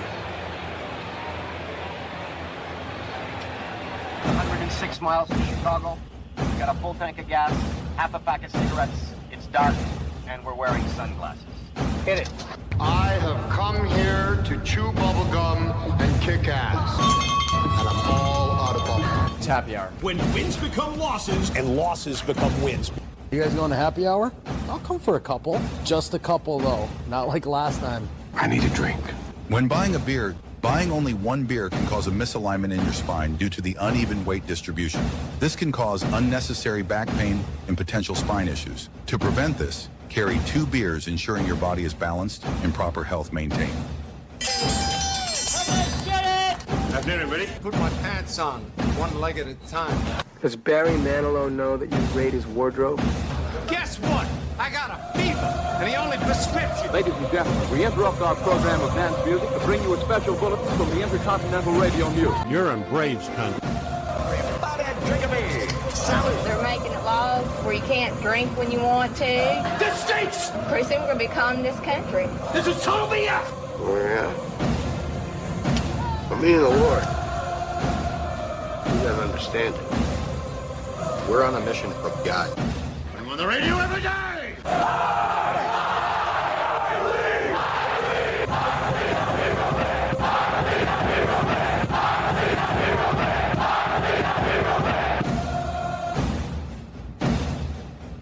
If you want to stop me, you're gonna have to kill me!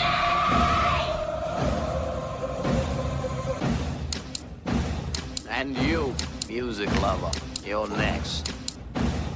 You're so drunk you can't hit nothing. In fact, you're probably seeing trouble. I have 2 guns, one for each of you.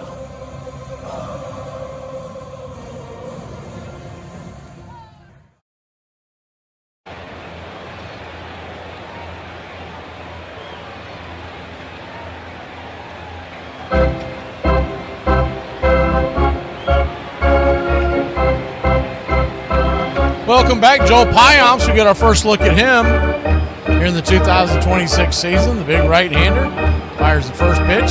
Sweeper down there at the knees. It's 0-1.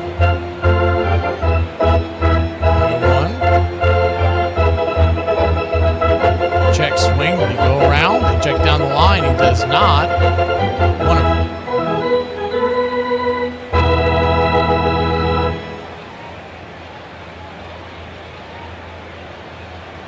1-1 count.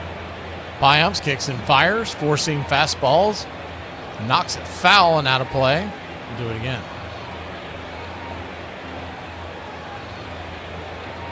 Joel Pyomps, 6'3", 214-pounder. The 31-year-old out of the Dominican Republic. 1-2. High and out of the zone. 2-2. He did have 2 appearances for us last year after we grabbed him off of waivers from Milwaukee. The 2-2 from Pyomps. Swing. Sweeper bangs it over to second. Ozzy's got it. Regroups, grabs it, flips it. 4-3, 1 away.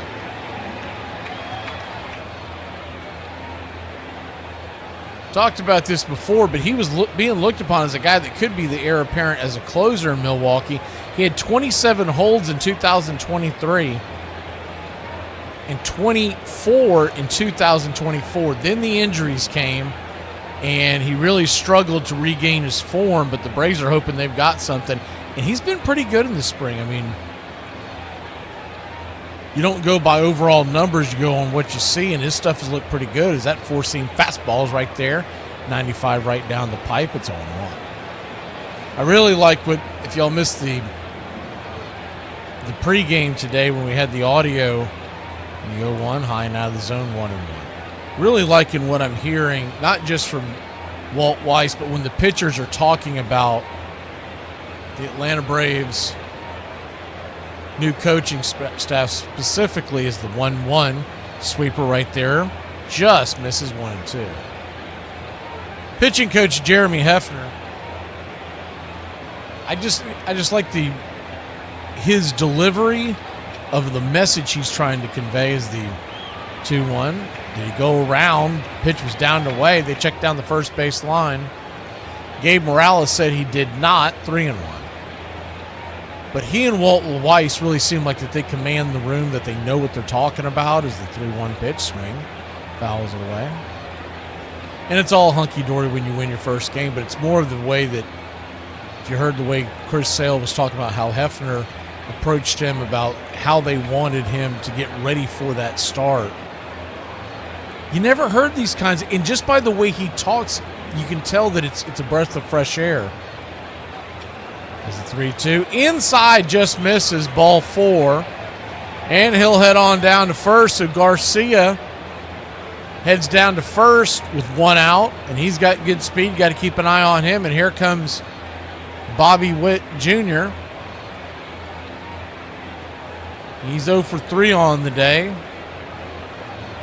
To me, when a guy hits this well, that just means he's even more dangerous. Means he's due. First pitch on the way. Swing, fouls it away. It's 0-1. Went with the fastball there. It's also nice to see these guys coming out of the bullpen that are readily hitting in the mid to high 90s. Just a couple of years ago, I mean, we routinely had guys come in that were just struggling to hit the mid 90s, and you would go up against other teams as the 0-1 is chopped off the plate. Double tap foul. It's 0-2. Not to put any of those guys down specifically, but it's one thing when you have an 8-man bullpen, a couple of them are not high velocity guys in today's game, but the Braves would send guys out. We might have one in the entire bullpen that could throw gas. You can't run him out there every day. The 0-2 just misses. 1-2.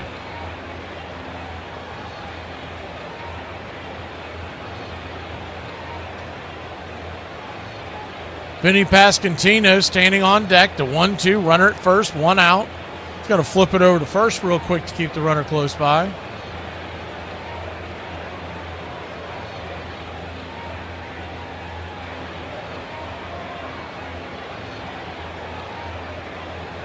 The 1-2 from Payamps. Swing, broken bat. That ball is going to flare out to center. It's down for a base hit. Harris is going to scoop it up, but they're going to have runners on the corners and 1 out. It's a good pitch. Broke his bat, and he just got fortunate that the ball got out there. That's just bad luck for Payamps, and there's runners on the corners who just 1 away. And coming to the plate is Vinny Pasquantino.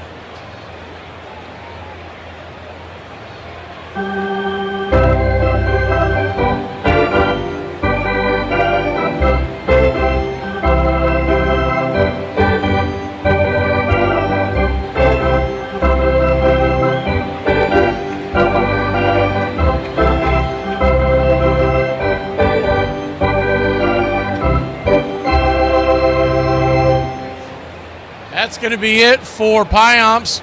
Weiss grabs the ball, and we'll head to break. Coming in is the left-hander. We'll introduce him when we return. Braves trailing 1-0 here in the 8th. So instead of paying $5.60. No, instead of paying $6.60, I paid $5. Oh, okay. Yeah. So $1.60 you saved. Yes. I'd have given you $1.60 to not tell me that story. Inside the 10-yard line, and you decide to go for it? Have we lost our collective freaking minds? Is this like, are we just playing Madden football now? Right. And I get where people were saying to me, well, it's the new kickoff rule. I don't give a shit. Do you know how hard it is to go these 75 yards for a touchdown? Do you know how hard that is? I mean, it's incredibly difficult. Kick a freaking field goal. Go up 3-0. Put some pressure on. Like, what in the world are we doing? You know when the IT guy remotes to your computer and asks if you've rebooted it or not? And then when we do reboot it with you and the problem you were having goes away, there's this one thing that they don't want you to know, and that's that we don't know why the f*** it worked either. Ruth was a complex mix. He was crude and rough, uncultured, I was under the shower and I had my face to the wall and the warm water coming down on me, and I was lathering my face and my chest and under my arms with soap. And all of a sudden, I felt something a little hotter than the water from the shower. And I turned around, and here was Ruth standing outside the shower that was using the middle of my back for a urinal. And he laughed, guffawed. He thought that was real funny, you know. But at the same time, he was a very good man. He loved children. He loved making people happy. He loved doing things for them, far beyond what you would expect from a man of his stature. Welcome back. What's up, Braves country? Looking forward to a great Atlanta Braves. First pitch on the way, and the runner goes, and Bobby Whittleby's safe. Aaron Bummer, the left-hander, on. And they stole that with ease. They brought Bummer in to try to set up a double play, and that's quickly erased. Tell you what, that throw was pretty close. Lefty-lefty matchup. Pascantino now. He's just looking for a fly ball here. The 1-0. Check swing. Curveball got him for a strike. 1-1. Apologize for not getting back on that very first pitch. I couldn't find the stop button, and obviously I didn't want to start a whole new thing again. So 1-1 count. Swing, chops it over to first, and off the glove of Matt Olson.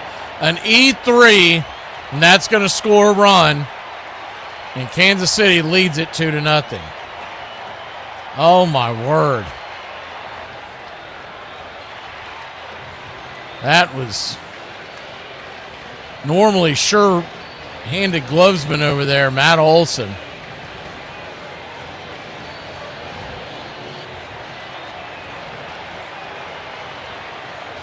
Hard hit ball right to him, but normally he grabs that and would have been able to look back the runner, but instead Garcia comes home. You got runners on the... I guess Witt didn't leave. I guess he stayed at second base. That's odd. The runner at first and second now, so the double play is in order with Salvador Perez at the plate. First pitch on the way. Swing, fouls it away. It's 0-1. Perez hit a home run, solo home run to put Kansas City on the board earlier.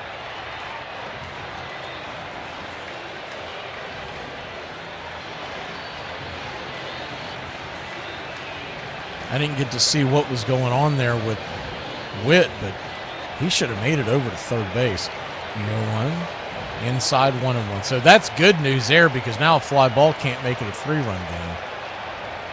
I mean, if it's a long enough fly ball, it'll make it a 5-0 game. Let's hope that doesn't happen. 1-1 count. Bummer kicks and fires. Inside, spins him around, 2-1.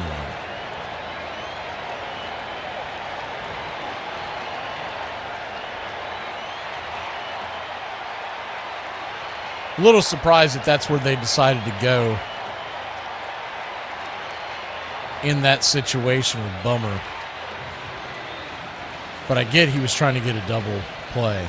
Something's going on with the Kansas City dugout and home plate umpire Mike McClensky. They are jawing back and forth. And McClensky took his mask off and is giving the what for in that direction. I can't tell who he's yelling at, because when they flashed it in the dugout, they didn't show anybody. They just showed the staff over there, and everyone was tight-lipped. 2-1. Fouls it away. It's 2-2. Manager Matt Cattaro, I don't think it was him. Matt Cattaro. Vance Wilson, the third base coach, they're showing him now, so maybe that's who he was yelling with. But it looked like he was looking towards the dugout. The 2-2, swing, lifts it high and deep into center field, going back near the track. Harris makes the catch for a loud out number 2. The throw comes in, and Bobby Witt will tag up and head to third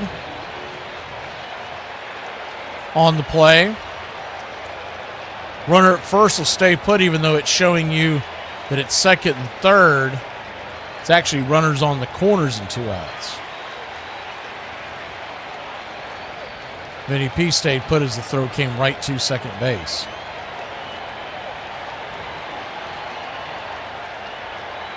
So Lane Thomas, the batter.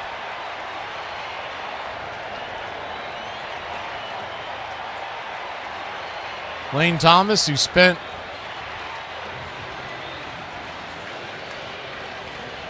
a part of 4 seasons with the Washington Nationals, comes to the plate. First pitch is right there, cutter at the knees. It's 0-1. He is from Knoxville, Tennessee, and played his high school ball at Bearden. He was drafted by the Blue Jays back in 2014. The 0-1 cutter smacks the outer edge, and it's 0-2. So Bummer a strike away from getting out of this jam. Folks will be blaming Bummer, but really it came down to that error by Matt Olson. Olson will tell you he's got to make that play. The 0-2, this is high, 1-2. Hopefully Bummer can get out of the jam and the offense can bail us out and no one will be worrying about it. But as of right now, Olson's got to be kicking himself. The 1-2, swing, lifts it into right field. Going back on the warning track is Ronald Acuna Jr., and that'll end the inning. So the Braves give up another run, but it could have been a lot worse. We'll be right back here in a flash. Bottom of the 8th we go here in Braves country. Do you know what pimples do when you fall asleep? Nothing. They just sit there. Whatever the mental illness is that doesn't let me watch any new movies or TV shows anymore, I definitely have that, and it's for sure gotten worse with age. Hey, boy, this hoe got me up. This hoe talking about she finna stay tonight because it's too much snow on her car. Please. You gotta go. You gotta get your ass on. We finna slip for this bitch. It's time to go. I don't give a damn how much I hear in Florida. Crazy. Hey, boy, the hoe talking about I stay tonight. I can't see. Don't worry about it. I got a place for you. Get the out of here. Pro marriage tip: learn to apologize even if you're right. Exactly. For example, I'm sorry that you're always overreacting. And I'm sorry that I'm about to prove my point. And I'm sorry that you always evolve into your mother. And hypothetically speaking... Are you still drinking? No, I don't. That's behind me now. Why are you buying? When we were on road trips, he always made certain that I got the Mass on a Sunday morning. If nobody else got the Mass, he made sure that I got the Mass with him. Perfect gentleman, like a father to me. Babe Ruth could be both crude and kind. His personality was a paradox, shaped by two compelling and conflicting forces. Early in his childhood, George Herman Ruth learned the way of the streets, growing up an incorrigible kid in a tough neighborhood along Baltimore's seedy waterfront. The son of a saloon keeper, wherever Ruth went, trouble followed. When he was a little kid, he would drink things in the bar. He used to throw things at the cops and at the truckers, and he stole. A real pain-in-the-neck little kid, the kind you could admire maybe if you weren't in charge of him, but it was a real nuisance to his parents.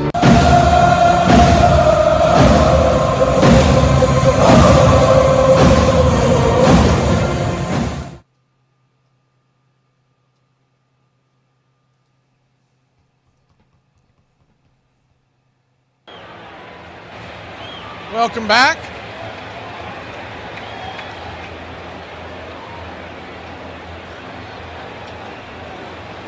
Michael Harris II will lead us off, and the first pitch on the way is 99 miles an hour, high and out of the zone. It's 1-0. 1-0. Urquhart is on the bump for Kansas City. The 1-0 pitch, swing. That ball is going to get banged into left field. It's down for a base hit. And your Atlanta Braves have the leadoff runner on here to start the bottom of the 8th. Money Mike getting on, hitting it against the shift. What they know about that? God bless you, Mike. Keep your game tight. Never know. You know what I'm saying? I got a little razzle dazzle.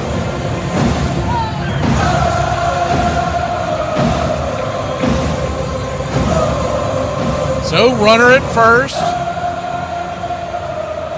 Nobody out. First pitch on the way. Urseg. His pitch is well inside.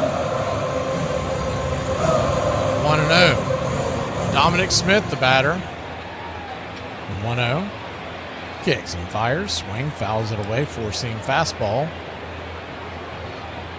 1-1.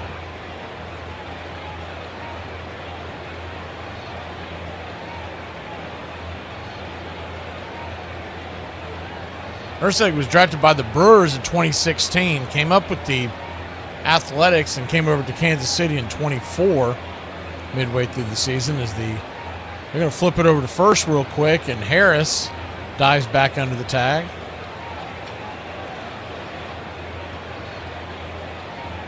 Man, that is close.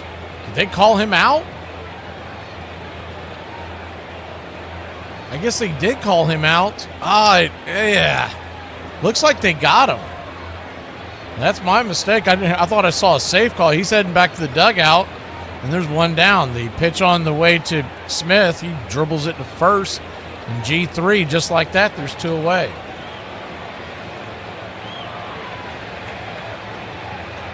Harris was leaning on that pitch, and they just showed a home run by Aaron Judge. If you live anywhere in the San Francisco area, Duck, that thing was clobbered.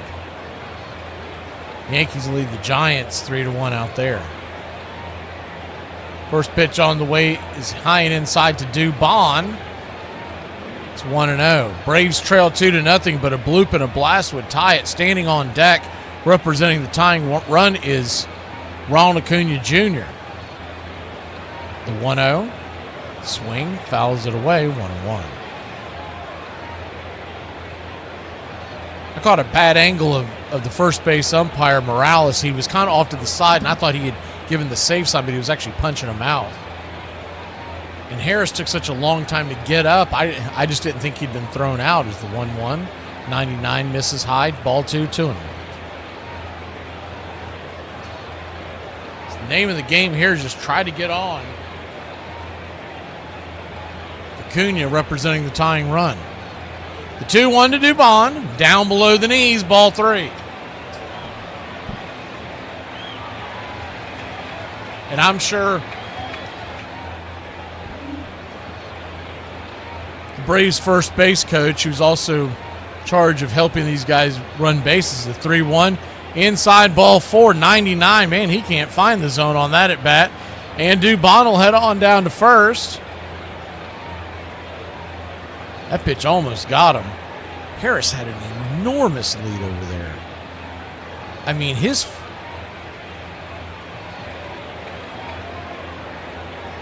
that lead was so, you would have had to be leaning back to first to even be close to beating a throwback. First pitch to Acuna swung on and fouled back out of play. It's 0-1. They keep showing the replay on that. He is nowhere near where he should be. The 0-1 count. Righty, runner at first. Acuna representing the tying run. The pitch on the way, swing. And that ball's dribbled towards short. Witt's got it, fires it to first, and it's a 6-3, and that'll end the inning. So what started off as a promising ending had Michael Harris getting picked off of first, a dribbler by Smith, and Acuna 6-3. I'm not TikTok famous. I'm just an idiot with no shame and a phone.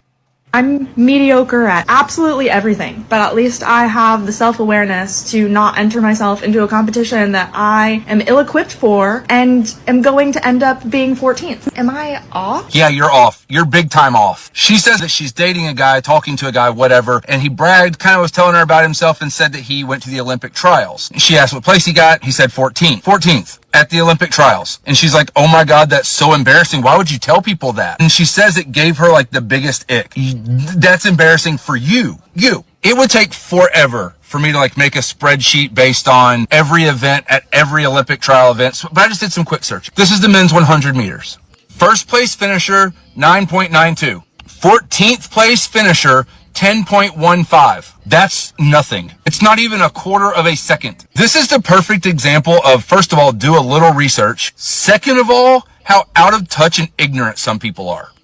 by the skin of my teeth, that originated, it was a misquotation from a Bible passage in Job in the Old Testament, and it said, I escaped with the skin of my teeth. As the season progressed, we stayed on top. And then finally we got to September, we were knocking everybody out. Lynn also scored a 1-2 punch by becoming the first player ever to win both the Rookie of the Year and the MVP awards in the same season. Yeah, that's pretty cool, to be the first guy to ever have done that. More importantly, postseason baseball was back at Fenway, though the Sox would be facing an Oakland dynasty looking for their 4th straight ring. They had won 3 successive titles, basically the same club. Do you feel the A's experience is going to be a big factor in this?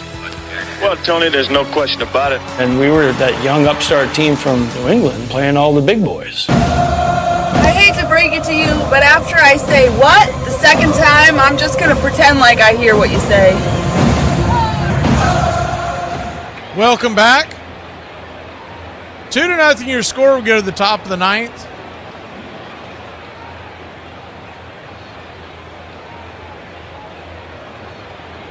Braves trail. That's the bad news. The good news is in the bottom of the 9th, we're going to have the heart of the order due up. First pitch on the way from Beto, who they got up off the waiver wire from the New York Yankees. His fastball misses high and out of the zone. It's 1-0. Osvaldo Beto, the right-hander, swing, chops it off his instep. It's 0-2. 30-year-old out of the Dominican Republic.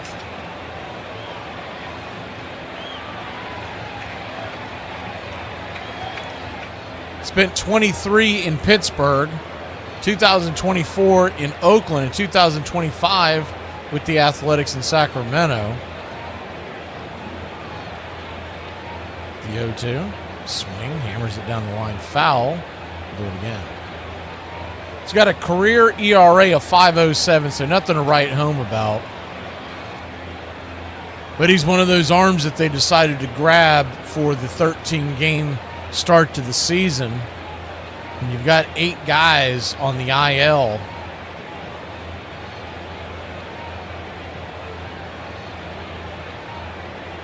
Here's the 0-2. Down and away, 1-2.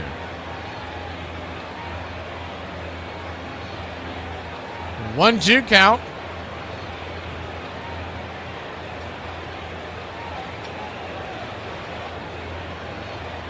Righty-righty matchup. The pitch on the way. Swing.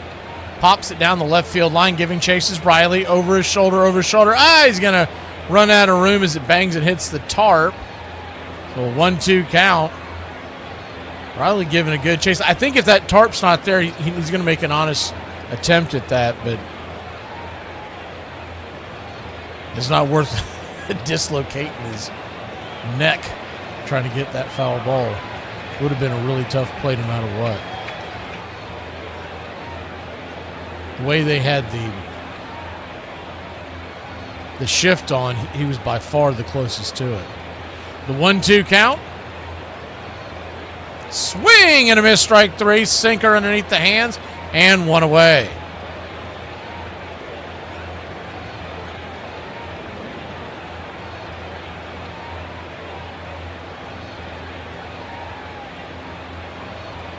I guess Kelly's telling me that someone's asking about the rules of the chat. I mean, honestly, we're not trying to be like, overbearing. It's just mainly we try to keep it family friendly. And if someone's trying to, is the first pitch on the way, is a swing and a miss, it's a strike, it's 0-1. Someone's trying to give clues or hints on what's happening before you can see it, it ruins the broadcast for them. So that's kind of one of those. That's a deal breaker. Is the 0-1 down and away, 1-1, and we're at the mercy of the 3D, so we can't speed up even if we could see it ahead. The 1-1 out and away, ball 2-1. I try to time up my video as close as I can to what y'all see, and it's a real juggling act at the beginning of the game. But once I get it fairly close, I just ride with it. The 2-1 count, swing, chops it foul, down the line. Tolbert came in to pinch run. This is his first at bat.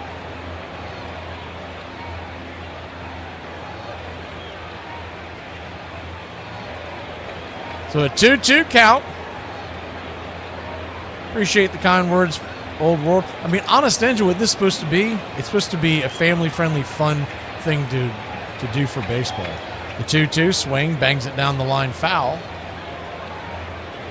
But every once in a while you get folks in here who are just looking for a bad time.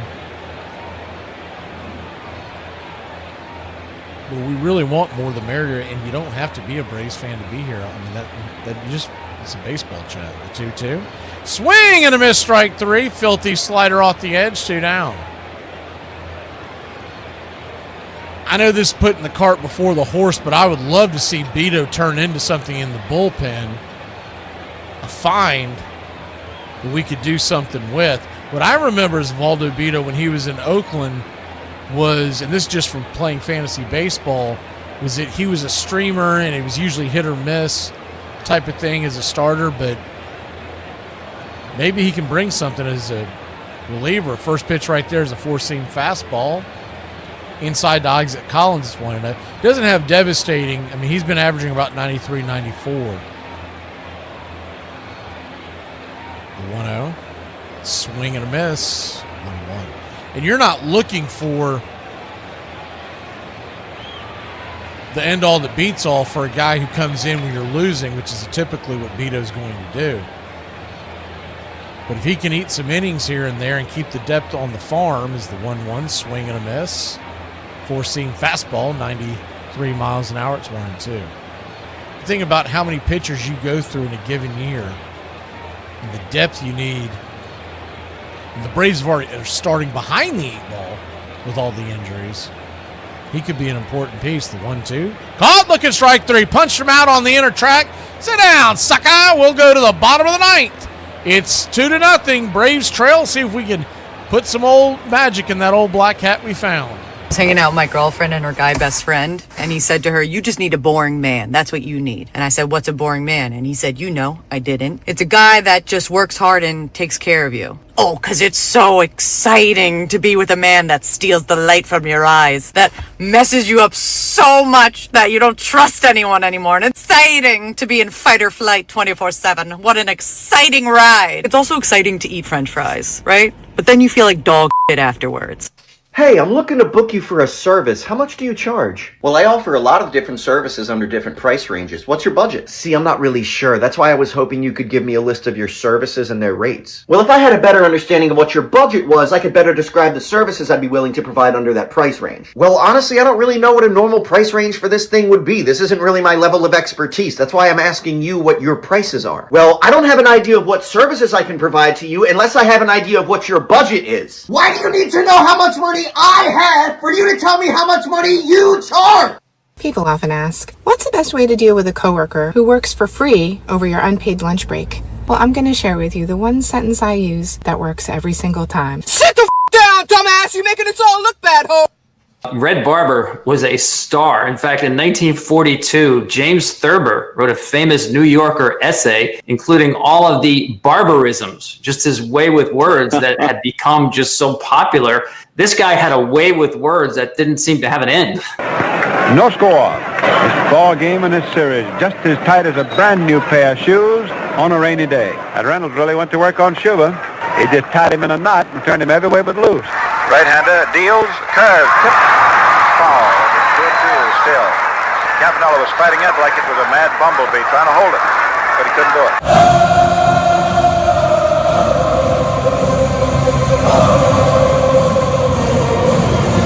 Welcome back. We hope everybody does enjoy the chat. I mean, I know you're not going to make everybody happy, but we hope the vast majority of y'all enjoy it and don't feel like we're being bossy or anything like that, because this is just as much as y'all's chat as it is anybody else's. Carlos Estevez is coming on,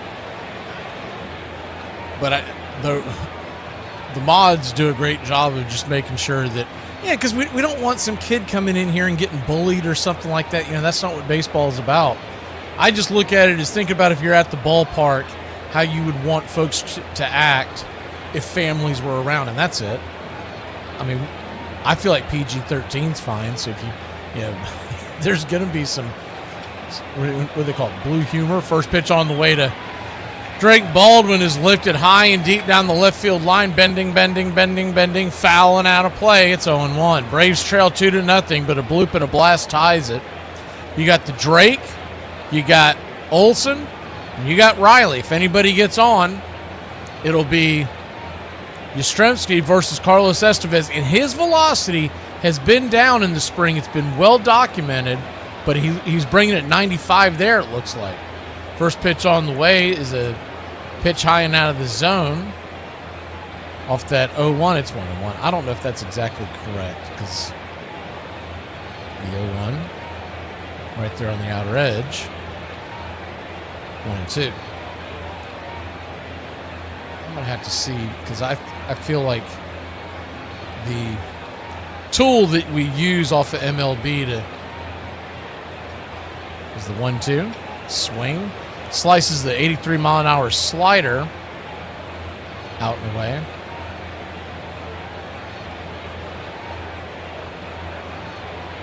I feel like it's not very accurate on this at bat because they're showing 95 miles an hour. That is not 95. The 1-2 high and out of the zone, 91 mile an hour. That's more like it, 2-2. So I guess it might be broken because it's. I always have 3 different feeds that show me the statistics, and they're all except for one busted. The 2-2. Check swing. Did he go around? Check down the line. He did not. Full count. So good no swing there by Baldwin, just trying to get on. Estevez has had a horrific spring, and hopefully it'll bend into here. The payoff pitch. High and out of the zone, ball 4. So he'll head on down to first, and the Drake get things going. Here, Matt Olson coming to the plate. You don't like the Drake? I love the Drake. How could you not like the Drake? Who's the Drake? The Drake is good. Not really needed here, but if you wanted to pinch run, let's say we were down to run, you do have Eli White and Jonah Heim on the bench as a catcher. First pitch on the way is high and out of the zone for a ball. It's 1-0. So Eli would definitely be trying to run right now if we were down by 1 or tied, but it's kind of a moot point when you're down by 2. The 1-0 right there for a strike. 1-1. Because you don't want to burn that and then get into extra innings down the road and not have any bench. The infield is back into the far right. Let me tell you something where Michael Garcia is playing is the 1-1 outside wide. Ball 2, 2-1. He is playing where a standard shortstop would play, maybe even a slight pull. They're 60 feet down the left field line, third base line. The 2-1 pitch, swing, rips it into right field. That's down for a base hit, and the ball's going to get down. Here comes Drake Baldwin. He's running first, heading to second, going to third, and here he comes, baby. Runners on the corners, and nobody out. This is not watered down. And this is Ice House. Austin Riley's coming to the plate. Ice House. Smooth as it gets.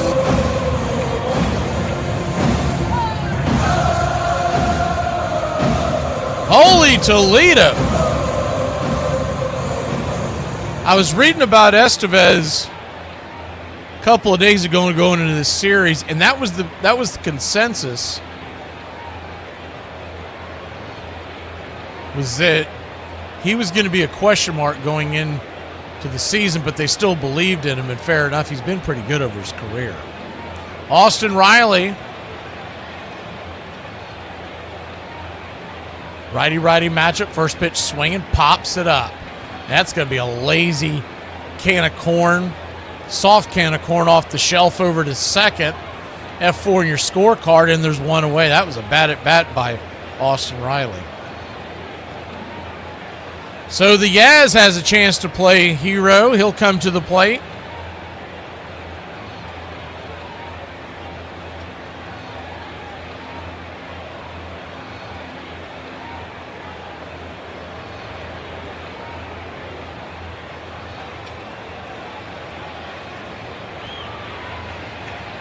Runners on the corners, 1 out. Still 1 swing could win the game. And they have pinch run. It's going to be Mateo over there at first. So if something gets down in the gap, As the first pitch on the way is right there on the outer edge for a ball. It's 1-0. You'll notice Salvador Perez is setting up on the outer edge, cocked and ready to throw. They're expecting Mateo to take off here. 1-0. Swing and a miss. Four-seam fastball, 92 miles an hour, 1-1. If you're wondering what the issue with Estevez was in the spring, it's that his whole career been around 94, 95 miles an hour. He had a tick low down the end of last year, and in the spring he was hitting 89, 90. So you can imagine everyone being a little worried. Estevez will step off the bump for a second and chase the runners back. No throw, but it will count as his one move. Runners on the corners. Mateo representing the tying run. Pitch on the way. Off the plate wide to the Yaz.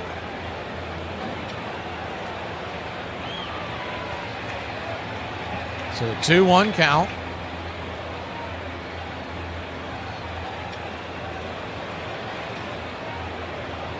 Kicks and fires. Swing. That ball is laced into center field. That's down for a base hit. One run will score. It's an RBI single for Yastrzemski. And the Yazadazadoo! That's it. Yes, put everything on it. Don't hold back anything. Yabba, dabba, do. Yahoo! Hard hit ball up the middle. Mateo goes corner to corner.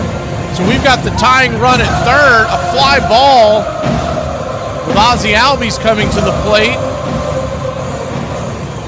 Can tie the game. Not sure what's going on with the screen here, so we're going to pull it back a bit.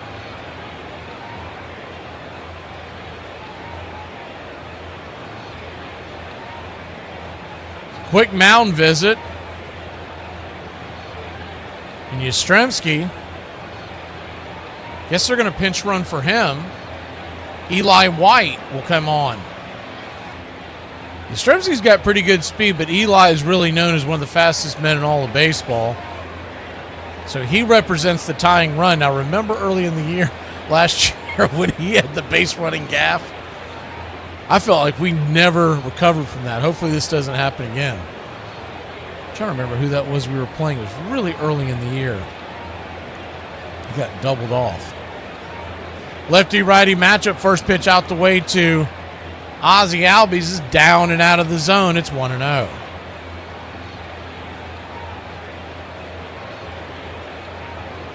And 1-0. Kicks and fires.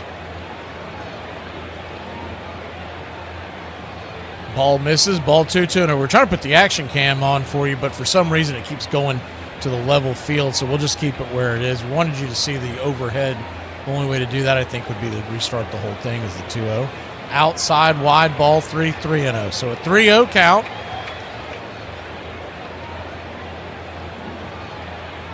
On deck is Harris. I haven't seen them peer into the pen to see if they've got anybody working the 3-0 pitch. Way outside, wide ball 4. So he'll head on down to first, and your Atlanta Braves. Bases loaded, ducks all over the pond, and here comes Money Mike.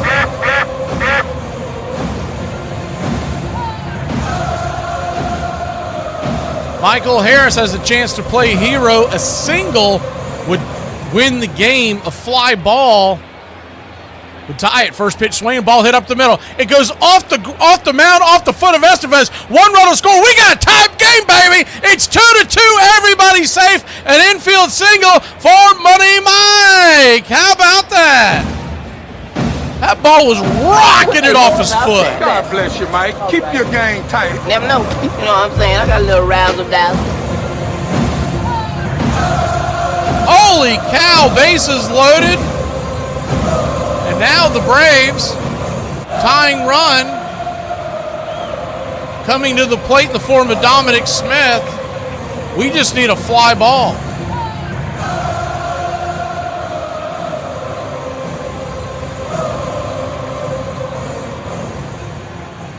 Righty-lefty matchup. First pitch on the way, down and in. Called for a ball. It's 1-0. 1 out, so a fly ball to the deepest parts of the outfield would easily score Eli White with very good speed at third. He is a double play threat, though. You got to worry about that with Dominic Smith as the 1-0 down and in. Ball to 2-0. So a 2-0 count. And they say miracles can't happen. I got it done for y'all.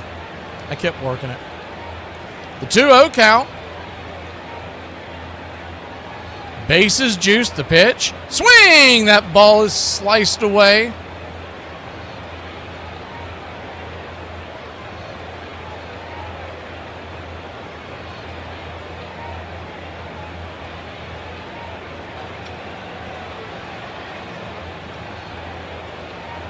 The 2-1 right there at the knees. And Salvador Perez wants to challenge that. Can't blame him. I mean, you might as well use your challenges, right? So we'll see what happens here. Looking at the challenge, it's very, very close. They're going to give it to him. They're going to give it to him. I mean, 10% of that ball hit the zone, so that'll make it 2-2, not 3-1. But the bases are still loaded. You've got 1 out. Time is called by Dominic Smith. He'll step out of the box.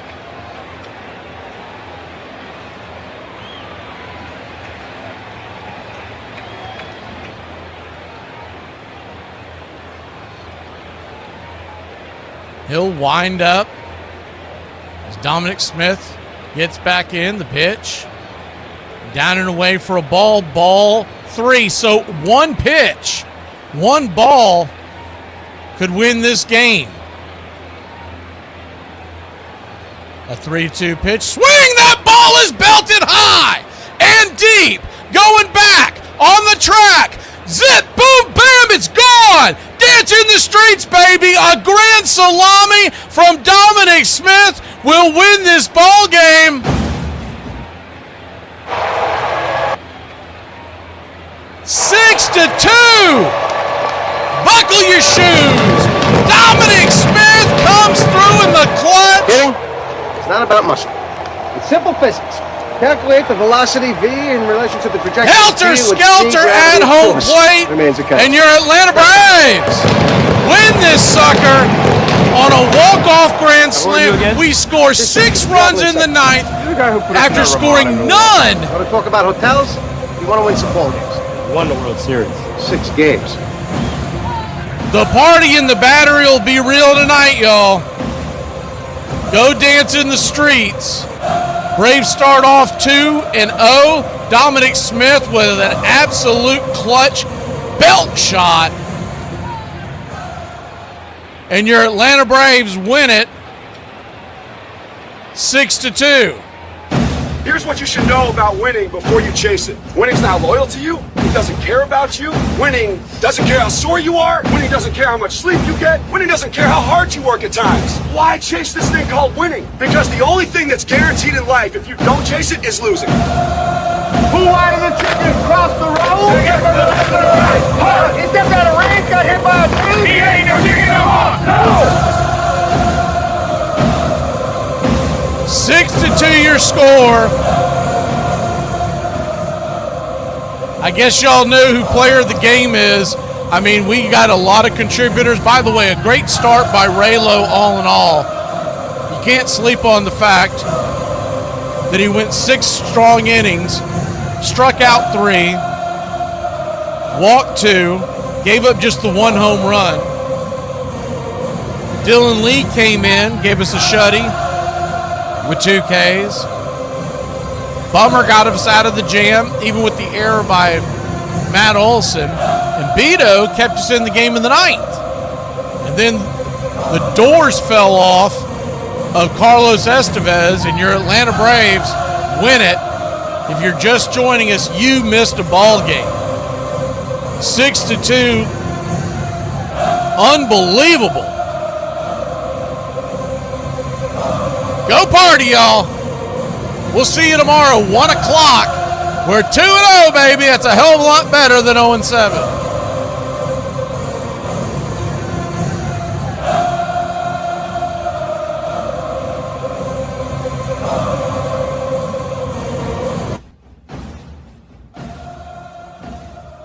There's something kind of about a kid that's never played baseball. It is the American game. That's just what it is. And actually, I can feel like I'm 15 when I'm talking baseball. I'm watching baseball. This is it. It does this. It can do this to any. It brings you back.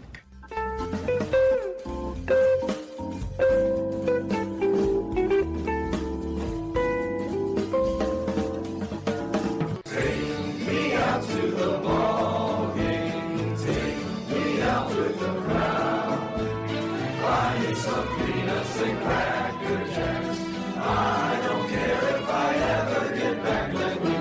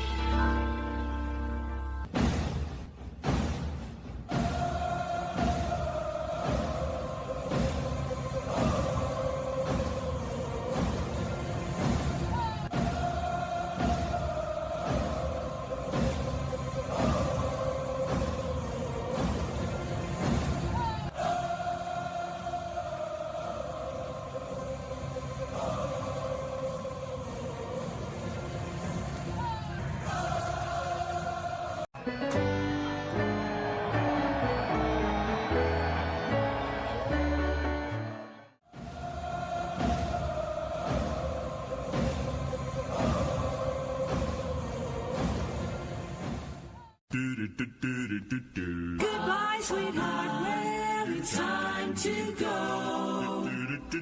We're back tomorrow with another show. Well, unless we're fired, we'll talk to you then. Goodbye, sweetheart. Goodbye. Goodbye. Guys and gals, it's time to go. We'll see you on the next show. Same bat time, same bat channel. It's closing time, y'all. You don't have to go home, but you can't stay here. Have a great one. On your way out, please like and subscribe. And don't forget to tip your favorite bartender. We'll see you. I'm Mac McGee, signing off for Braves Country Radio.